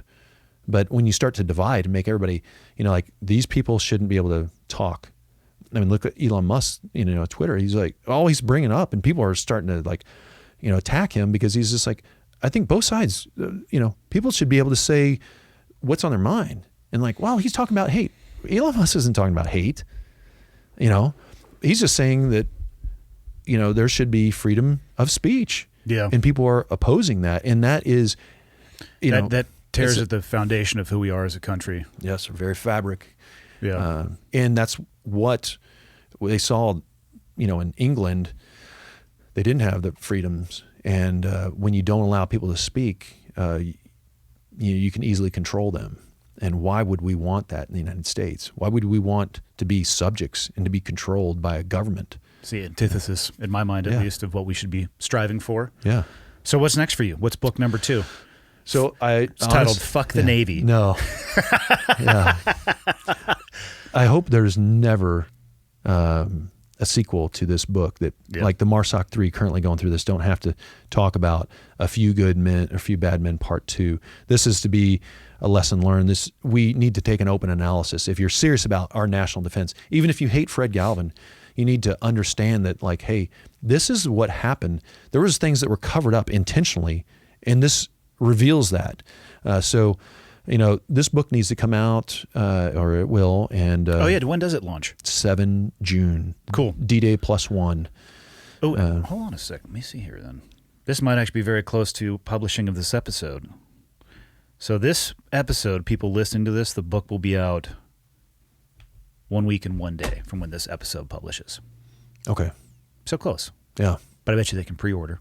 Yeah, you can pre-order the book on Amazon, Barnes & Noble. There's an audio book as well. So who read it?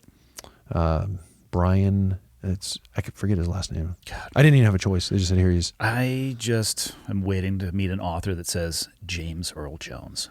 Yes. James Earl Jones. He's got the best audiobook voice ever. And I asked, I said, is there any other alternate? They didn't even respond. I'm like, okay. They're like, listen, so it's your first book, and this is who you have. Yeah, that's it. And so it's also ebook. Some people like to read it on Kindle. So they can get it. Amazon will not charge people until it's actually sent. Yep.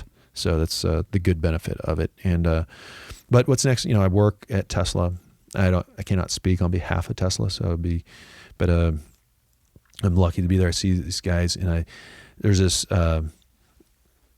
comment that was on the wall of the factory floor. It says, when something is important, even though the odds are against you, you will do it. I like that. I like that mindset. You're in the right place when, the leaders put something up like that take great risk to, something is important, it's daring. A lot of people will decide no, but, a leader, when you look at America and like George Washington and how we almost never, he went against all the odds. They were against him. And that's, being a young guy and having seen that stuff in America, that's why I studied history and joined the Marines. And but yeah, I feel very blessed to be able to, at this stage of my life, to have a job like I do at Tesla, to around people that are always trying to tactically solve this, and planners. You see these robots moving, things around and putting heat and parts on. It's it's kind of like the Terminator in the I was just, factory. in my head, I'm thinking like it's just a matter of time until we work for those things. Yeah. Maybe we already do. I'm not sure, but Yeah. what's the best way for people to find you if they want to interact or interface with you? Okay. So on Facebook, they can at FC Galvin, my initials and last name, and then LinkedIn. I'm on LinkedIn, and so when I was podcasting, they can search on YouTube for that channel. Go, it was called Go. Now it's commandoshow.com, and they can actually look at a website, www.commandoshow.com, and then see some of the old episodes, see stuff about the book. Mm-hmm. The book, if you especially read the whole thing, but the last half, is all the stuff that was classified, and it'll shock people that like, not this actually happened, but like these senior leaders got away with it, and none of them have been held accountable. So if people like, hey, this guy Stu Scheller, he made some big points and called these generals out. I've been doing that for years, but the thing is like, there's been no accountability. So, I mean, again, we're number one line item for non-discretionary spending. And and why I say that, Andy, is if we're paying full boat, if it's the most expensive thing we're paying for, shouldn't you get the best quality? I mean, if you just bought, say, a Bentley, I mean, don't you expect that thing is going to operate smooth? I mean, can't you take it back if it's not, or if there's some kind of fraud involved? But Comes with a warranty. Yeah. I think you can take it back. However, I don't know a damn thing about Bentleys. nor do I. But in America, we should expect that our military leaders, one, are competent, two, are not going to deceive, the American public, and when they fail, that they're held accountable. And when, they need to go away. In like 20 years, if we couldn't have fought guys that are using rifles made 2 years after World War II and using homemade explosives and rifles and wearing flip-flops, then we shouldn't even be talking about winning and fighting the Chinese, who have satellites and missile systems and aircraft carriers. But that's the direction people are heading. Is everything's geared up China, and we really need to take a hard look at where we have recently been at and failed. And like you said, with the Taliban, they study. They didn't take vacations and 6 months off here and do a refit. I mean, they're over there to win it, and they're spreading their stuff all around the world. Yeah. Well, we've been at it for over 3 hours. What do you want to close with? There is actually, the job I just left in Hawaii's, influence. And there's a lot of mis and disinformation out there. There has been some recent attacks against me in that called information environment. People creating personas on social media, trying to make it out like, oh, this guy Fred Galvin's crazy. He says he's dying, and is going to launch this like I'm a maniac. They even hacked my account this last week and put stuff out there. So I would just say a lot of folks that there's what right looks like. People are manipulating in America right now, especially with COVID, employment issues with inflation. I'm big into, ever since I was a stockbroker and trader, a lot of people are suffering right now financially, and I think it's going to get worse as we enter this bear market. But as a leader, one thing I encourage people is to encourage them that they have a long-term vision and view, because if it's just like what's right in front of you, it's easy. You've been shot. At that time, you're going to experience a lot of pain, and it may seem like insurmountable, but you must understand that like this is something that I will overcome. I may need to have friends, family, help me, and part of that is reaching out to them. But don't take pity on yourself. Don't look back in the mirror. Don't why did this? You must continue to fight, and that's what they teach us, and that's why I loved in force reconnaissance and living the life of commando is they teach you when you're doing close quarter battle training that every cell in your body, you're fighting till the last breath. When you start to lose consciousness, you go to self-aid, you get some cover and go to self-aid, but continue to have that mindset to fight and win. And that's, to me, there's a lot of things people talk about, but in your life, fight for others, encourage others. That's where you find the most meaning. The best days in my life were not, night free fall and stuff like that. It was actually writing the tedious till 2 a.m. fitness report or award. I walked away from that with a lot more energy and in my spirit feel a lot better knowing that guy that just busted his ass, he is going to have a better quality of life. Him and his family are going to be able to provide, resources, education, can retire better than if I didn't take. And this is, as you know, having been a leader, that when you're training and you finish at 10 o'clock or midnight and you got to spend several hours, sometimes you don't even go to bed because as an officer, you got to do the administrative work, write the awards, the fitness reports. Yep.